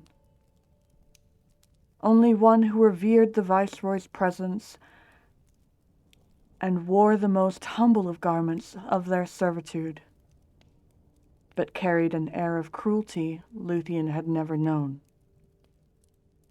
until that moment just now with Emery. Viceroy Aesi was present, only recognized by the Luthien looking on the past, as was the Viceroy Cainwen and her right hand, declaring the sacrilegious crimes of the Amakirs to the public, with received startled gasps from the crowd. The warm embrace of her comforting escort and guardian holding her steady against them. The faithful began to jeer and shout disdain, until the hand of Aesi quelled the noise. "Brothers, sisters, beloved, it is in faith and devotion we carry out the sentence and punishment. We remain humble and we mourn the loss of faith here, and we pray the Exalted may redeem them in their sacrifice." The blade was quick to each, almost a mercy, striking at the tops of each spine with efficiency. It looked bloodless, the life fleeing from their eyes. But the child had still screamed, pulled into Emery's gown to hush and comfort her before she was cast to sleep. Luthien awakens in the same soft, luxurious bed she recalled being placed in. A young woman with tawny brown hair and pale skin, dressed in a white dress, apron, and small cap, is placing items and dusting the area, a fire warming the space from the hearth. The languid form, dressed in black silks from head to toe, with white curls above pale eyes adorned with kohl embellishments at the corners, enters with a soft hum. Sitting on the edge of the bed and taking Luthien's tiny hand in theirs. "Sister, we have an event to attend later, mandated by the Exalted, and then you may return here to rest, heal, and resume your studies with Priscilla. You may not remember me at the moment, but you may call me Emery, and I will be your only family from this day forward. Now, if I understand, you like colors. Well, if you're able to keep a secret, you can have all of the colors you can dream up in this room, and this room alone. You can color and draw as much as you want here, but you must be diligent in your studies. How does that sound?"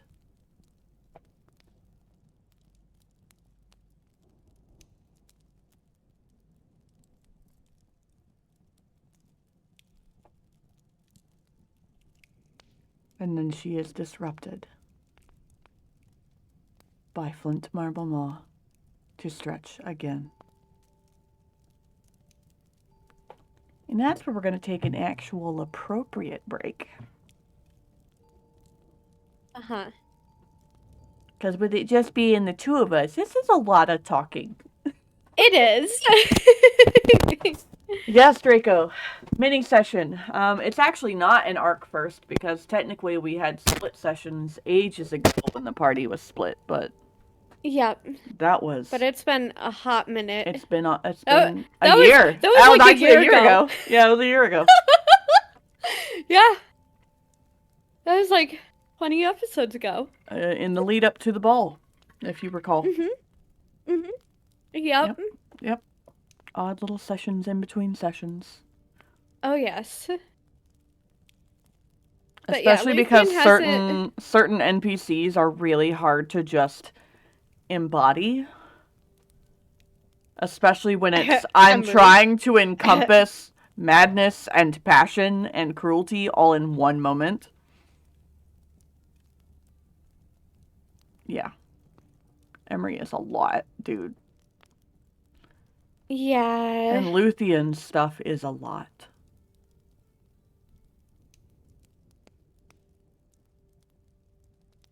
Right, I forgot to take drugs today. But yes. You said that you were going to take a Tylenol. No, I took the Tylenol drugs. I didn't take the prescribed drugs. You should probably take your prescriptions. We will be right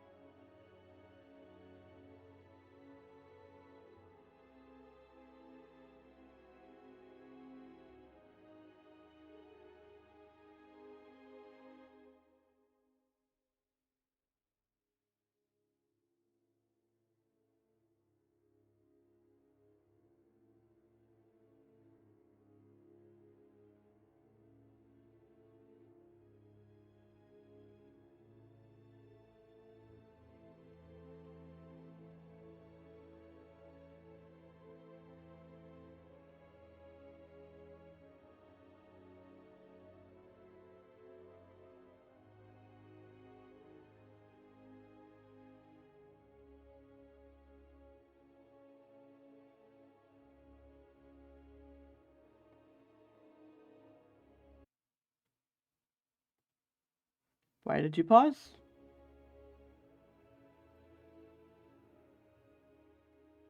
It's called fading out for a reason. Mm-hmm.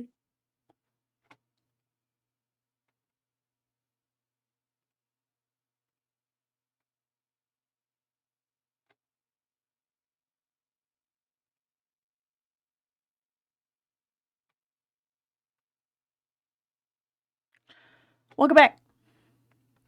Welcome Yay. back. We are back. It's a lot of talking for just the two of us, and my lungs are still slightly angry. So we're doing this little by little. Mm-hmm.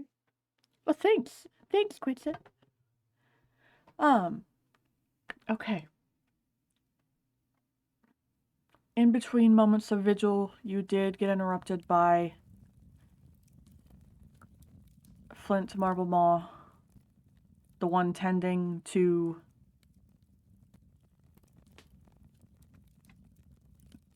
pardon me, the one tending to Scabini, or in this case, Braze's temple, within the temple. Decorated by hundreds of candles, a fireplace that never seems to dwindle even remotely, and incense in various places. It is a comfortable space, even if open.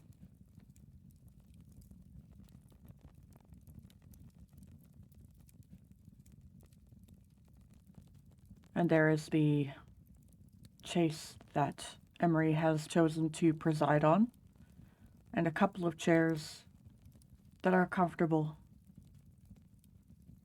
Not quite as modest as you would expect, but colorful and very well crafted.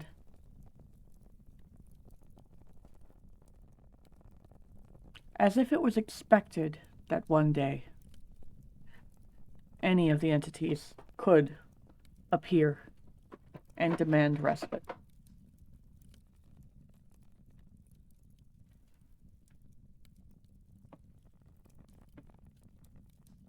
And in this moment, as you break your final segment of vigil, having revisited every aspect of your life up until the day you arrived,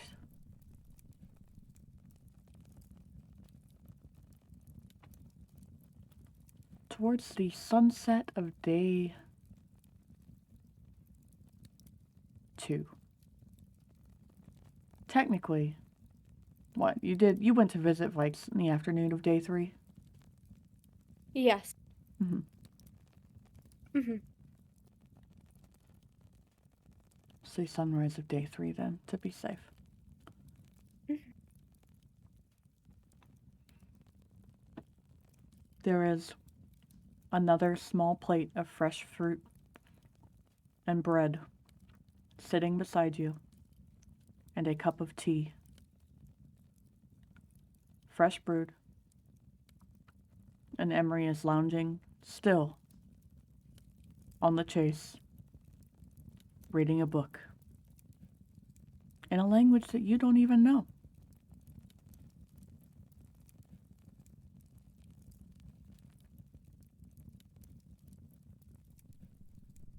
Luthien.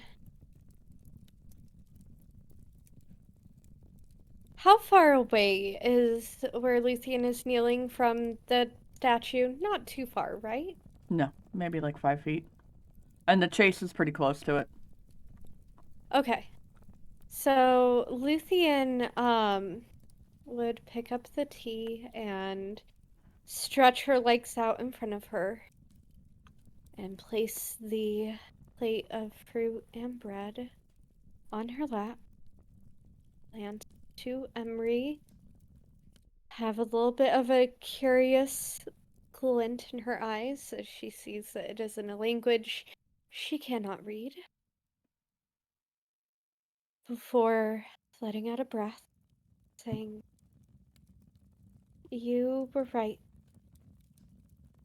I don't understand the decisions, the amount of information and consideration you have to take into when you are forming tools and things that will help you and your siblings.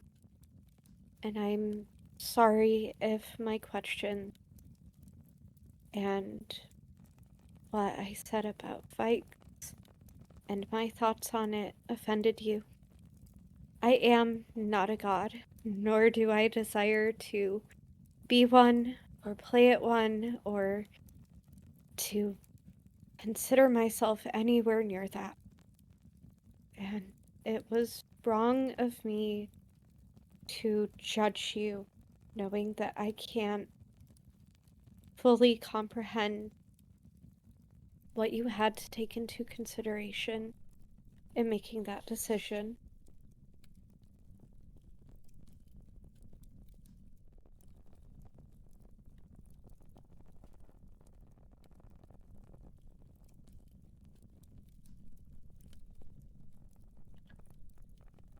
They lower the book, having it still sort of propped open around their thumb, looking at you with a brow raised. My dear, that conversation was 2 days ago. And Luthien blinks rapidly a couple of times, as if she didn't realize how long it had been since that conversation. She could feel the ache in her legs, but time in these trances and in this vigil moved differently. Mm-hmm. It's been 2 days? Yes. And you and I have watched the entirety of your life flow before you. While you remembered, or rather, noticed, a nursemaid that you had forgotten I had hired for you.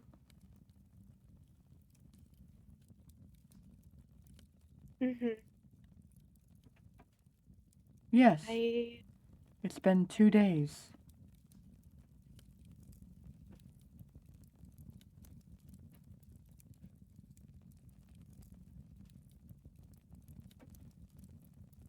I see. I didn't realize. And Luthien looks a bit sheepish as she sips on her tea and takes a couple of bites. What language is the book that you're reading in, if you don't mind me asking? They look at the book. They look from you to the book, rather. Shifting it around, looking at the front and the spine while it's propped very, very skillfully between their fingers. Oh, oh, goodness.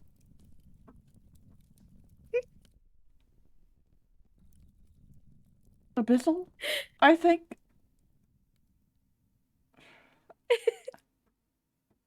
Lords, there are so many languages across the lands nowadays that sometimes you forget what they're labeled.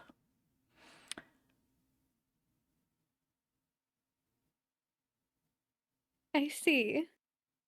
And Luthien has a little bit of a grin on her face, which she is very uh very not sneakily not trying to hide behind her cup.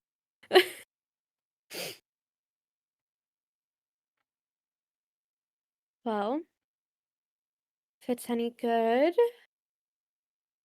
maybe at some point you can teach me to read Abyssal.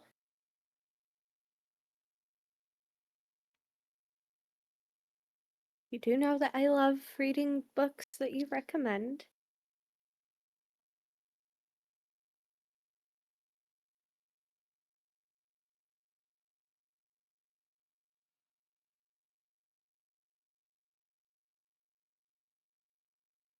I'm not entirely certain I would teach you such a guttural language.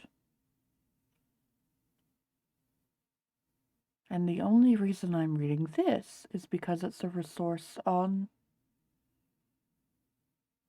well, the creature we stumbled across in my realm that was forgotten about, to see if anything new had come up across the land. The Lich? Yes, that. You still haven't told me the story of how that came to be within your domain. Because it is an old story.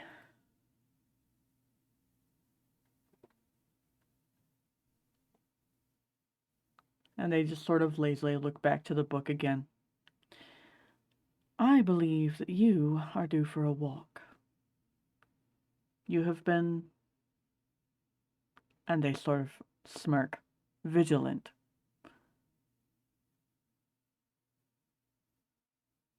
And Luthien would let out a small laugh. Yes. Very vigilant. I suppose I am due for a walk. Stretch your And with that, legs and get some sunlight while the sun is rising. indeed. And with that, Luthien finishes up the tea and the fruits and bread that were left for her. Before sort of rubbing her legs, smacking them a little bit to wake them up. They're mostly awake when she stands. She still stumbles just a tiny bit as she gains her footing.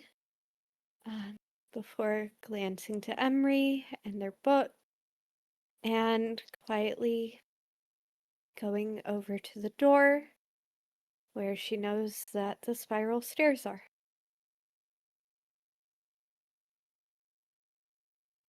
And opens it, begins to head down to the main temple floor. She has one hand sort of braced on the wall just in case, as legs that have knelt for almost 3 days straight finally get some use out of them again. And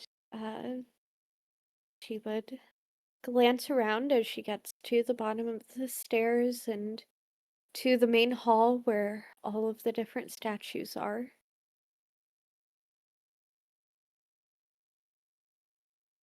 I could see her pausing in front of the statues for Rune and for Praise. In front of Rune, she would sort of dig around in her bag of holding, and I would like to give a small tribute of. Am I allowed to offer the spider statue that Mindu had carved? You can if you want. Do I have anything else that is good? You can offer anything that you want, so long as you have it. Uh-huh. She would. It's a matter of what inventory you want to part with, rather. Yeah. So she would offer the. Actually, she has enough notebook.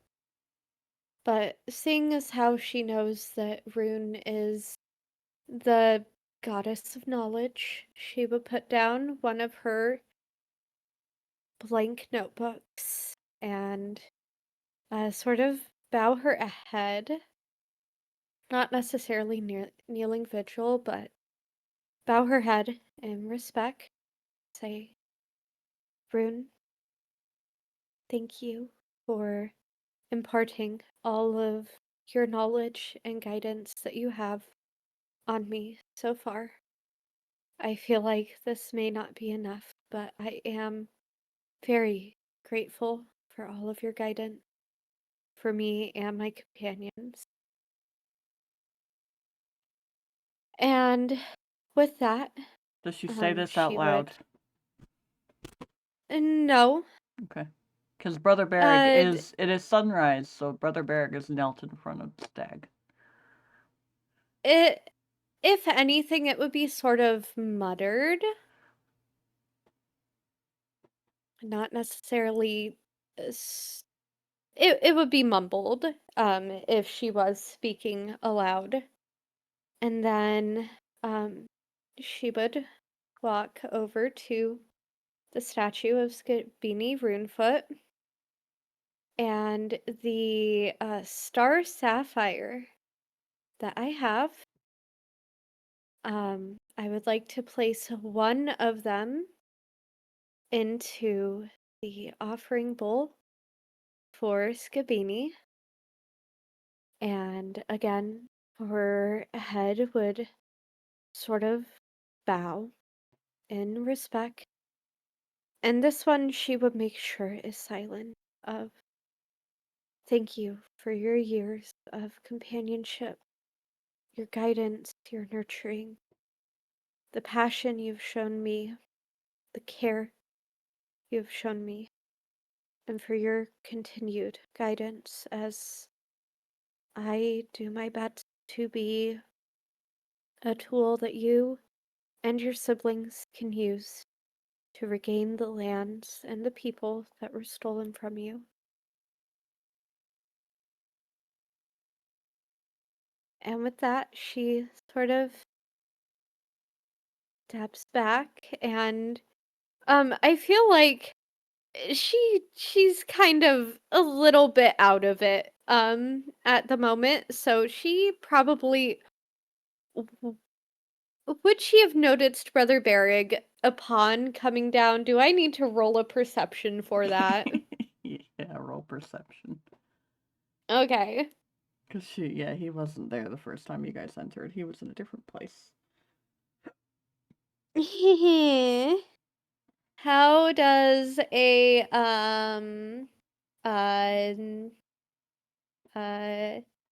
perception, how does a 23 sound? Sounds like she notices him. Knelt in front of the statue in meditation. She would glance to where Brother Berrig is kneeling and kind of make sure that she didn't disturb him too much before slipping outside through the main doors that they had entered from, as she is unaware of any other exits or entrances to the temple. All right. And then that'll be when you slip off to have the conversation with Vaiks. And After to you take get a a nice, bath. you get a walk in, take a bath, and talk to Vaiks. And Percival dismissed you rather directly. Not rudely, just directly. Just directly. Because you had upset Vaiks with wanting to know more about Emery's reasons and needing to talk to them.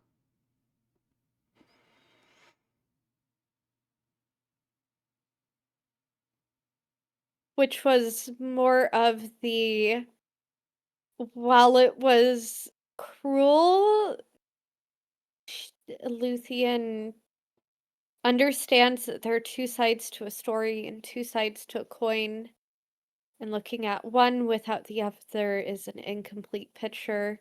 And the other side of that coin is very, very big and very, very detailed, and you kind of need to have like a microscope to see all of the details. And Luthien knows that she does not have a microscope.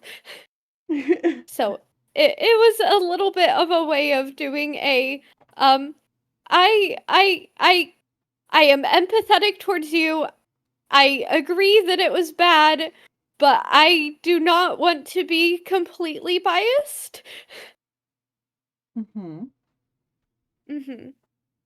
And after that talk with Vaiks, she would likely take a small detour to the stables if Tavrick is not there, and I believe that he is at the blacksmith.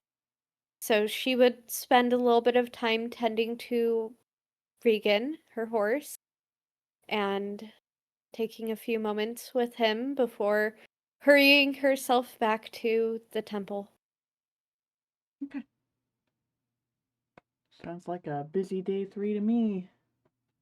Yes. Okay. And does she try to have any particular conversation, pick up any conversations or ask questions upon returning to the temple? Or does she attempt to attend the community meal that day?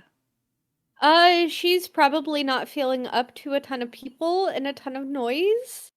Just yet, yeah. Just yet, because her head still really fucking hurts. She's kind of tired. I don't know. She would have like 2 levels of exhaustion at this point. Mm-hmm. So, upon arriving back at the temple, is Brother Berrig still in meditation? Who does she see at the main part of this temple? No, he's just tending to the space in general. Each of the acolytes tends to a different floor. Okay. Because, like I So, remind you, it's a 9-floor temple. yes. So Luthien will probably step in and look to Brother Berrig and see that he is cleaning and taking a breath before speaking up. Brother Berrig, correct? He will pause in the middle of the light dusting he was doing and look up at you. Yes? Um, is there anything I can assist with around the temple? Oh, no.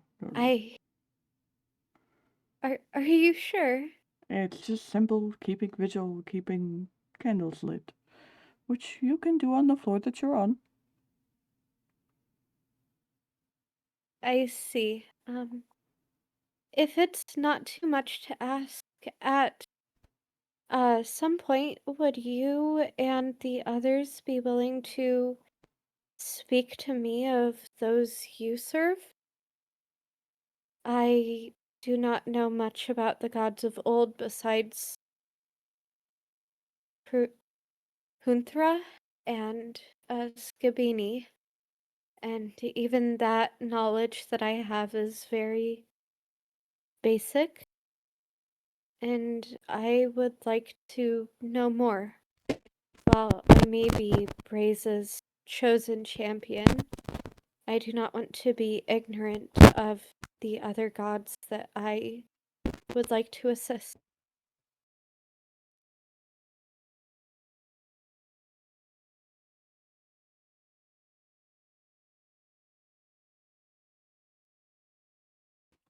Of course. I do not see why not.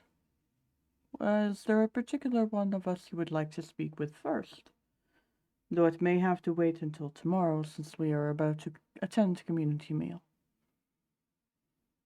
I see. I was actually hoping, since you seem to be the head of this all, and I, at the very least, recognize the name of the statue you've been kneeling in front of, and I have seen that stag with my own 2 eyes, or at least one that is similar. What can you tell me of Torin? Ah, the king of order and justice. He is a stern leader, or in some cases a stern big brother.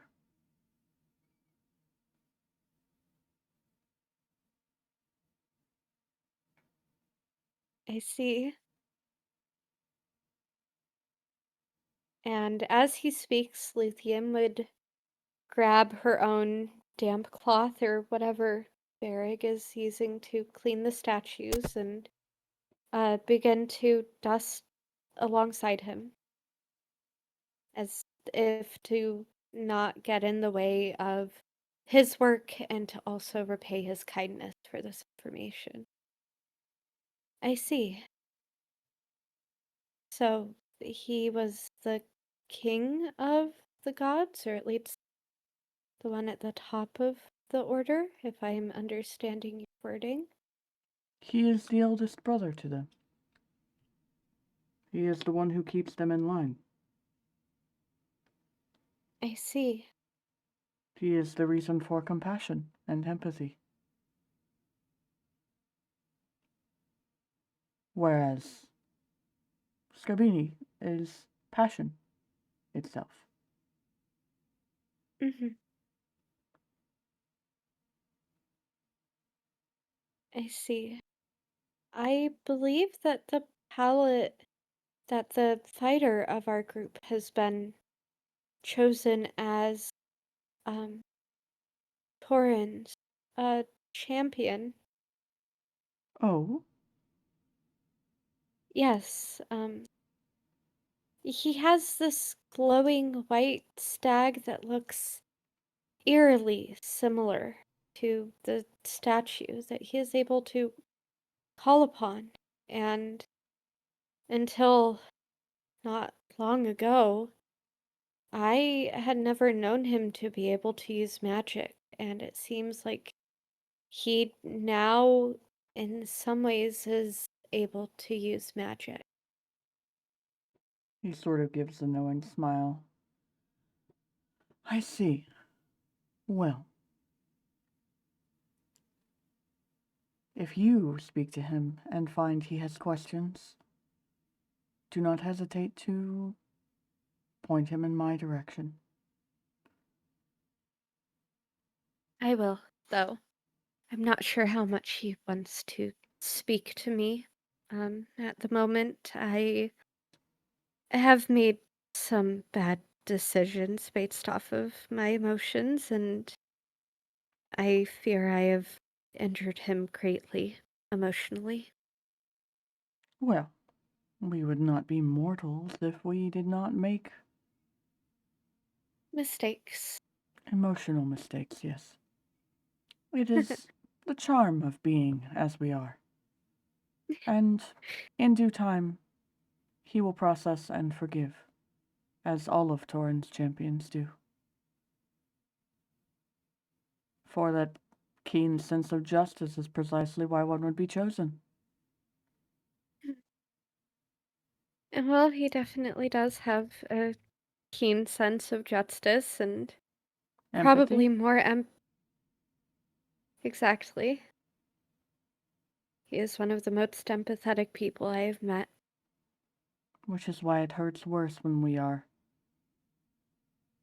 well, injured, as you say. But he Yeah, will heal in time.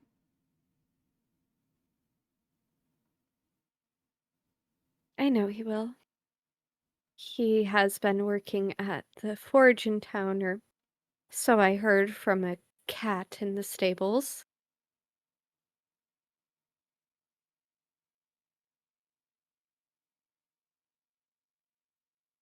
Ma'am, I'm gonna need you to roll d20 for bullshitting that. Okay. Well, I can. Okay, she doesn't mention that because she didn't meet Mindu in the stables. Yeah. So we're gonna ixnay that.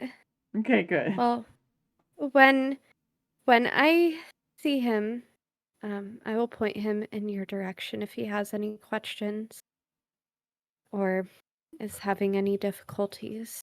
I am not sure how, well, I am fairly certain that he knows next to nothing about Torin. And forgive me again my ignorance.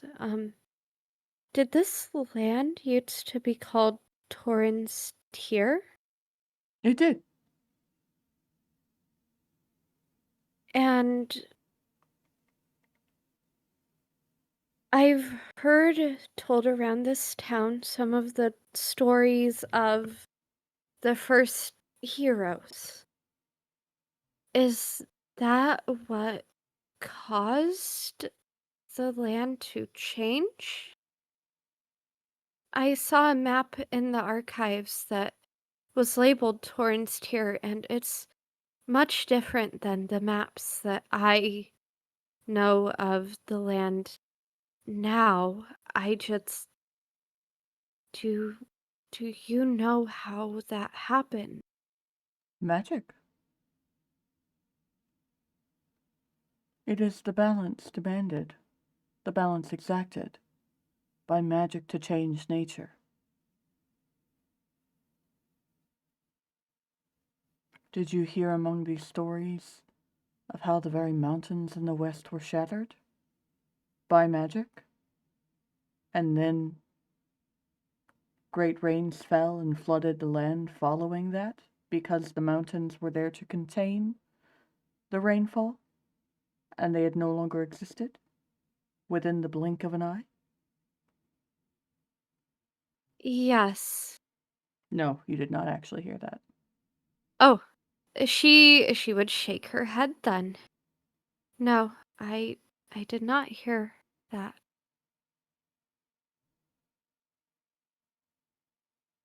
That is precisely what happened. That is why the land is different. And it also reflects how one simple action can change the shape of many things.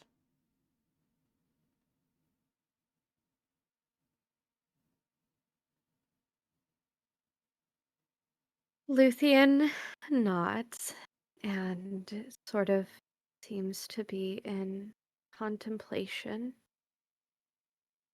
Before recalling, um,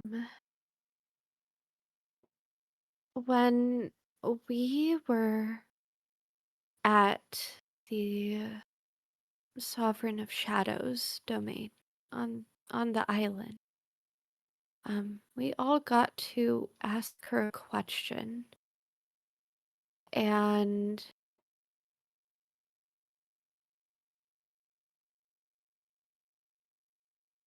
one of us asked.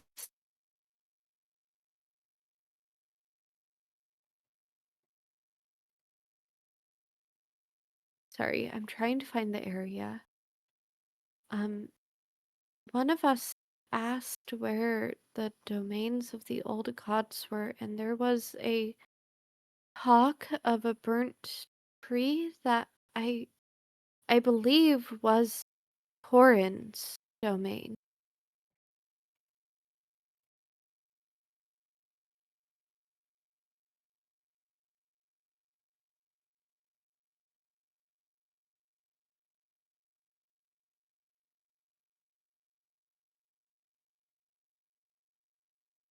Are you attaching a question to that? Or are you just stating that? Um, she would kind of take a moment before. Do you know what happened to that tree? Was it a wildfire or was it something else? He gives a small smile. I do believe that is something for you to discover, as I have never left these walls. I see. Well, if I get a good answer and I'm allowed back here, I will tell you.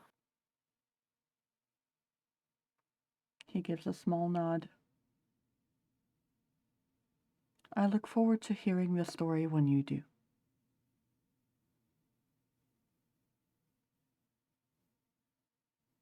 It may have to be in a song, as that is the way the Ibets tell stories, but I'll make sure that it's accurate nonetheless.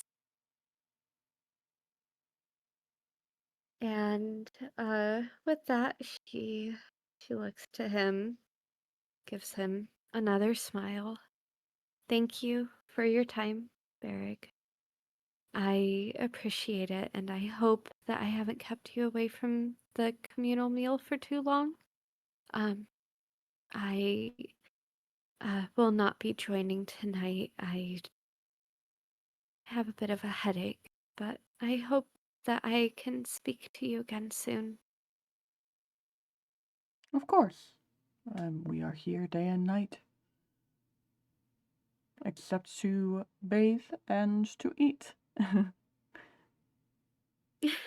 Of course. Have a wonderful meal. And with that, Luthien would take her time going up the stairs. What floor is the floor that Emery is on? 7. Okay, so she would, I would like to stop and take some time where Luthien kind of looks around the other floor, if she is allowed to. Mm-hmm. Okay. Um, so yeah, she would stop on the first floor and kind of peek inside the temple there and the rooms there. Entering and just Okay. taking a minute to look around. As much as I love you, I'm not going to do this one by one. Okay. I will explain each of the floors.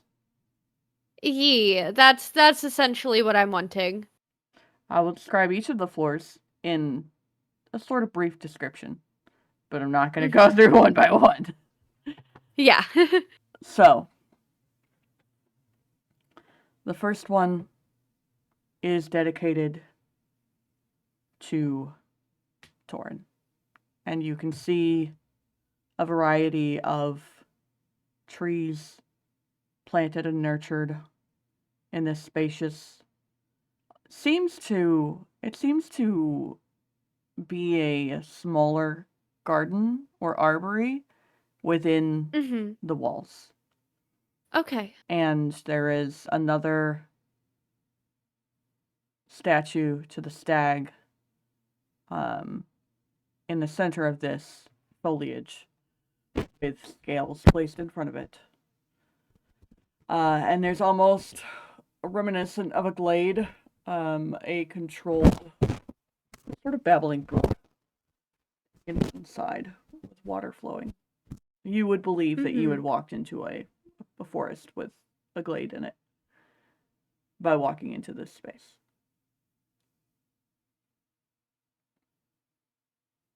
The second floor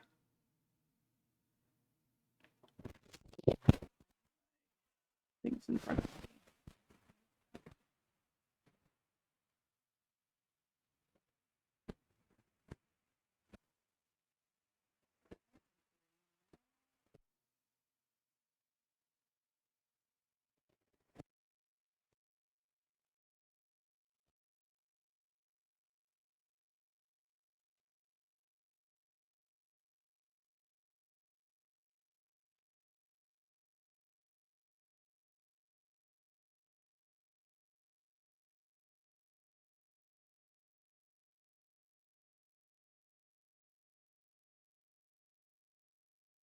There's order, life, and death.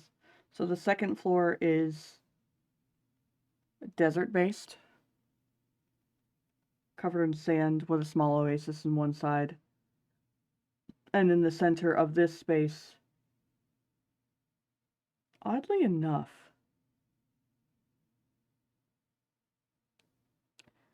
roll me a history check for recognition with disadvantage.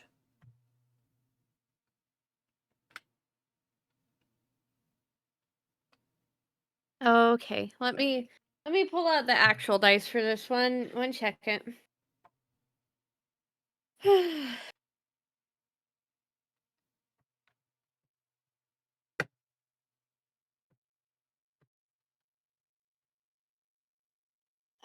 That would be a 26 and a 17. So 17.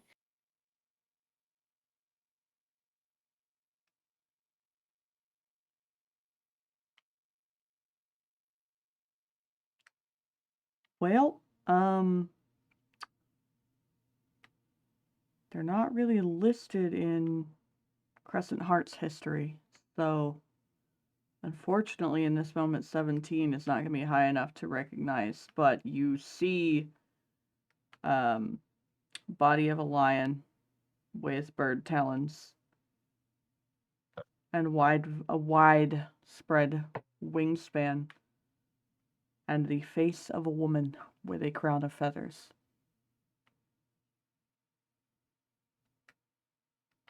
Okay.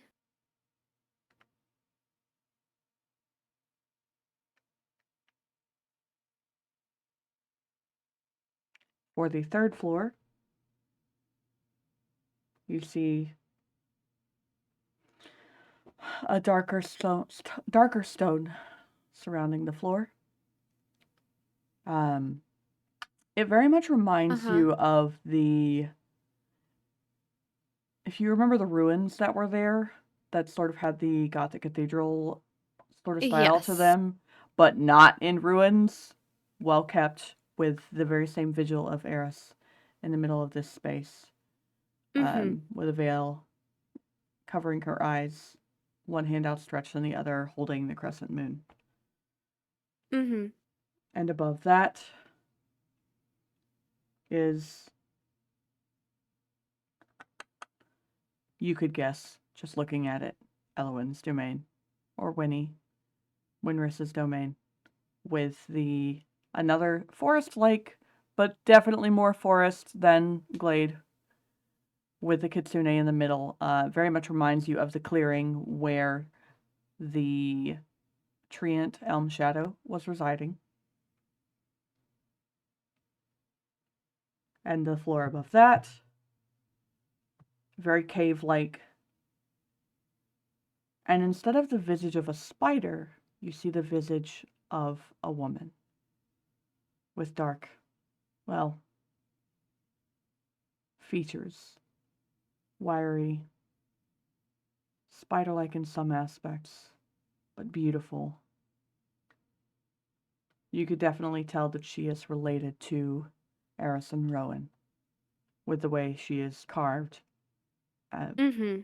with a tome in one hand and a crystal in the other, embedded in it. And the floor above that, because that was the one, two, this is her floor, there's the pack's floor, there is the... We are on floor 6. Okay. This one has a lot of controlled areas of water. And in the middle of it stands the winged serpent. But the head looks very much like the maw of a dragon, staring down at you with rubies in the places of the eyes. And this is not made of, on this floor, it is not made of marble, it is made of obsidian.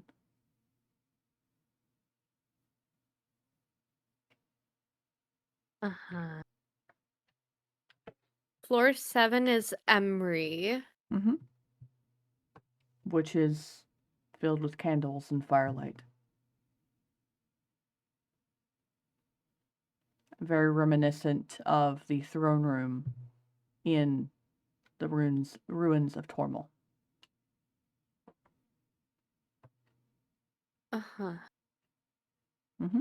Okay.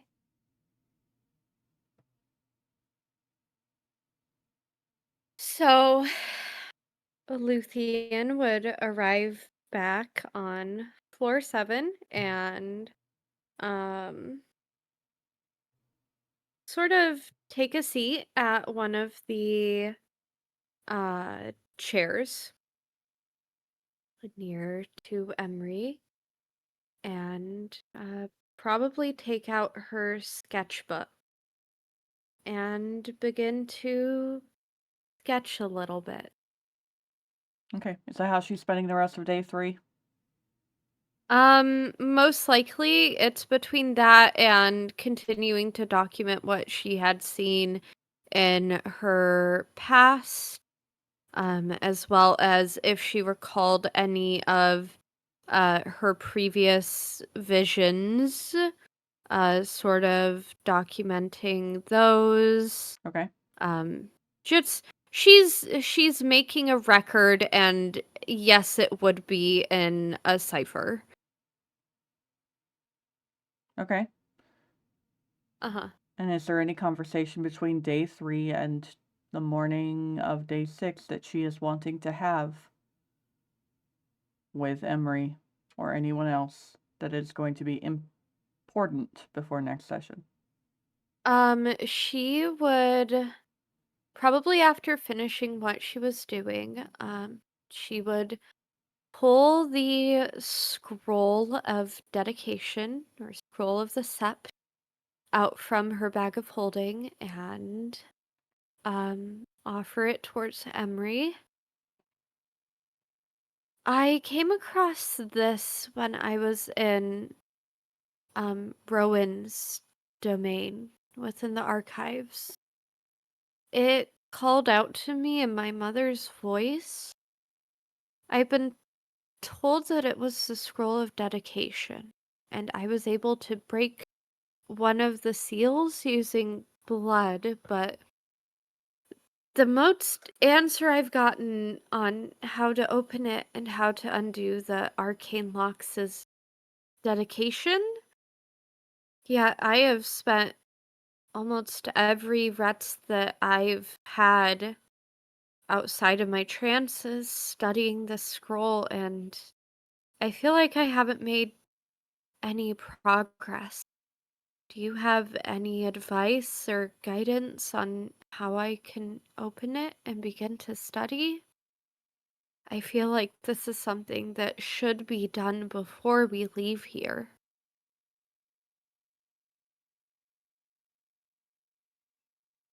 Emery looks at you and then the scroll before taking the scroll. Now, my dear, I don't need a million words to explain or ask something, and you should know this at that point. I know. Luthien would look a little bit sheepish. Guess I've been around the others too much. So much so that How you're do I? beating around the bush or adding in a whole bunch of extra details and trying to over-explain things? Yes. How do I open it? Well, and they touch one of their own fingers on each end of the scroll with a smile before handing it back to you, and the second seal is already broken. The scroll of dedication requires you to dedicate yourself to each of the deities. I am one, and thus the second seal is broken. But now you have to, well, attend a pilgrimage in a way. You have to ask for the consent of each of the deities that exists, meaning you have to visit every domain to unlock this.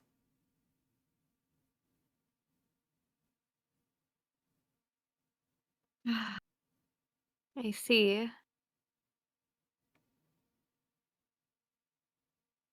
Well, looks like I'll be paying Rune a visit again soon. At least they're quick trips, especially considering, well, we could just ask Tiana Dare to open a door to them. We could. And we are also within the realm of paying a visit to Rowan. Though it was Percy who told me to use blood, and he did that after writing the question in his book, so I'm not sure if on the consent of a demigod counts or not. No. All right then. Guess that I'll have to visit her as well.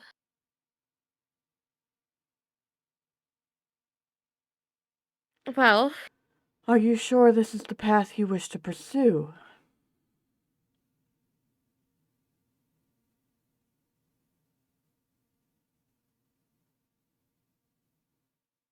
Being the guardian of the sept is,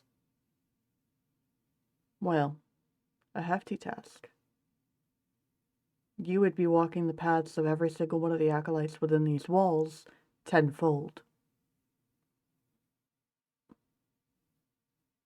And you don't even know what that entails. well, can you tell me what that entails? Why wouldn't you just ask those who are already walking that path? Because they are currently at dinner. Yes, and you have days. I will ask them. Just kind of gives you a wry smile and says, listen, take no offense at when I redirect your questions to those who walk the paths, but it is better told by those who have the first-hand knowledge rather than the second-hand knowledge. After all, they believe I spend my time looking through the eyes of the sky, the rest of those in this village. And in a way, it's sort of true. How can And I give you knowledge of a path that I do not walk? Luthien kind of smirks a little and lets out a very breathy laugh. Eyes in the sky, more like eyes in the walls with your network of connections, but I will ask them, for they do know best the paths that they walk, and as much as I do desire and hunger for knowledge, if something is best left to someone else, I am a-okay with that solution given what has transpired over the last week, 2 weeks.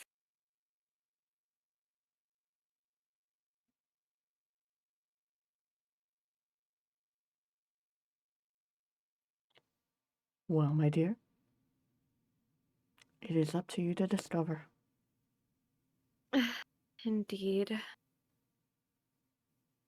And is there anything that, as your champion, I should spend some time learning? Or as You can continue to hone your craft and your skill. And over the next few days, after you recover, we will start a new path of vigil. Well, I believe another would like to converse with you before that path is followed, but I will explain after you have rested. For now, and they place a very gentle hand on your head, I believe it is a little too much for you to think about in your current state. yeah, I I think that I am almost done thinking. And Luthien kind of leans into their touch a bit, and she does look rather tired. Mm-hmm. I'll just I'll take a quick nap here. And they lay back on the chase, inviting you up. And Luthien would abandon her notebook and her quill to the side of her chair and climb up onto the chase with Emery and huddle into them. Great. And that's how you're going to spend the next 2 days off and on. Until after your conversation with Vaiks. Because I think that'll be plenty enough time for you to get 2 long rests to reduce your exhaustion before you are given the choices of endurance that will be pursued afterwards. May I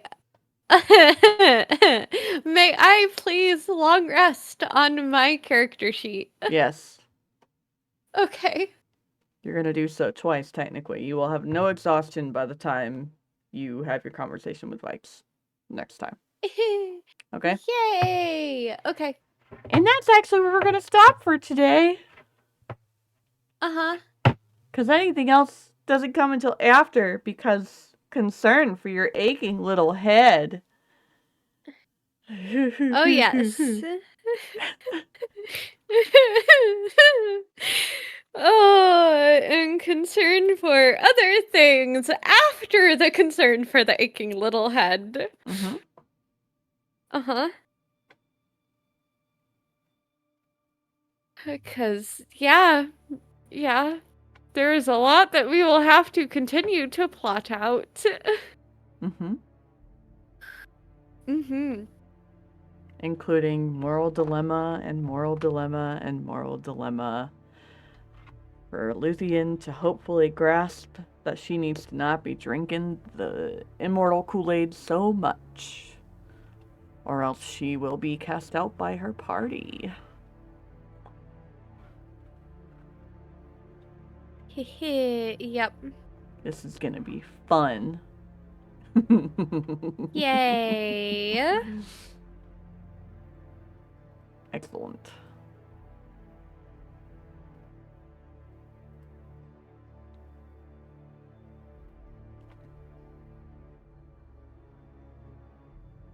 But then again, it's kind of understandable that Luthien does drink the immortal Kool-Aid because Stockholm Syndrome. Yeah, that's a real thing. Yeah. Yeah, that's a real thing. Uh-huh. Uh-huh. I think for now we're just gonna say goodbye. Bye-bye. Thank you all for attending this session of Immortal Kool-Aid featuring Luthien and Aerie, with Bam as a very wonderful witness to the Immortal Kool-Aid. Yep. Uh-huh. Alrighty. Actual appropriate arc session will happen in approximately 12 days. And in 7 days, Death and Taxes, GM'd by Maru, will be happening. And that'll be entertaining. Following. Where you get to drink more Immortal Kool-Aid. Yeah. Yep, I get to drink that Immortal Kool-Aid. As a player. Yeah. I think I'm gonna go play Repo with friends now. Okay.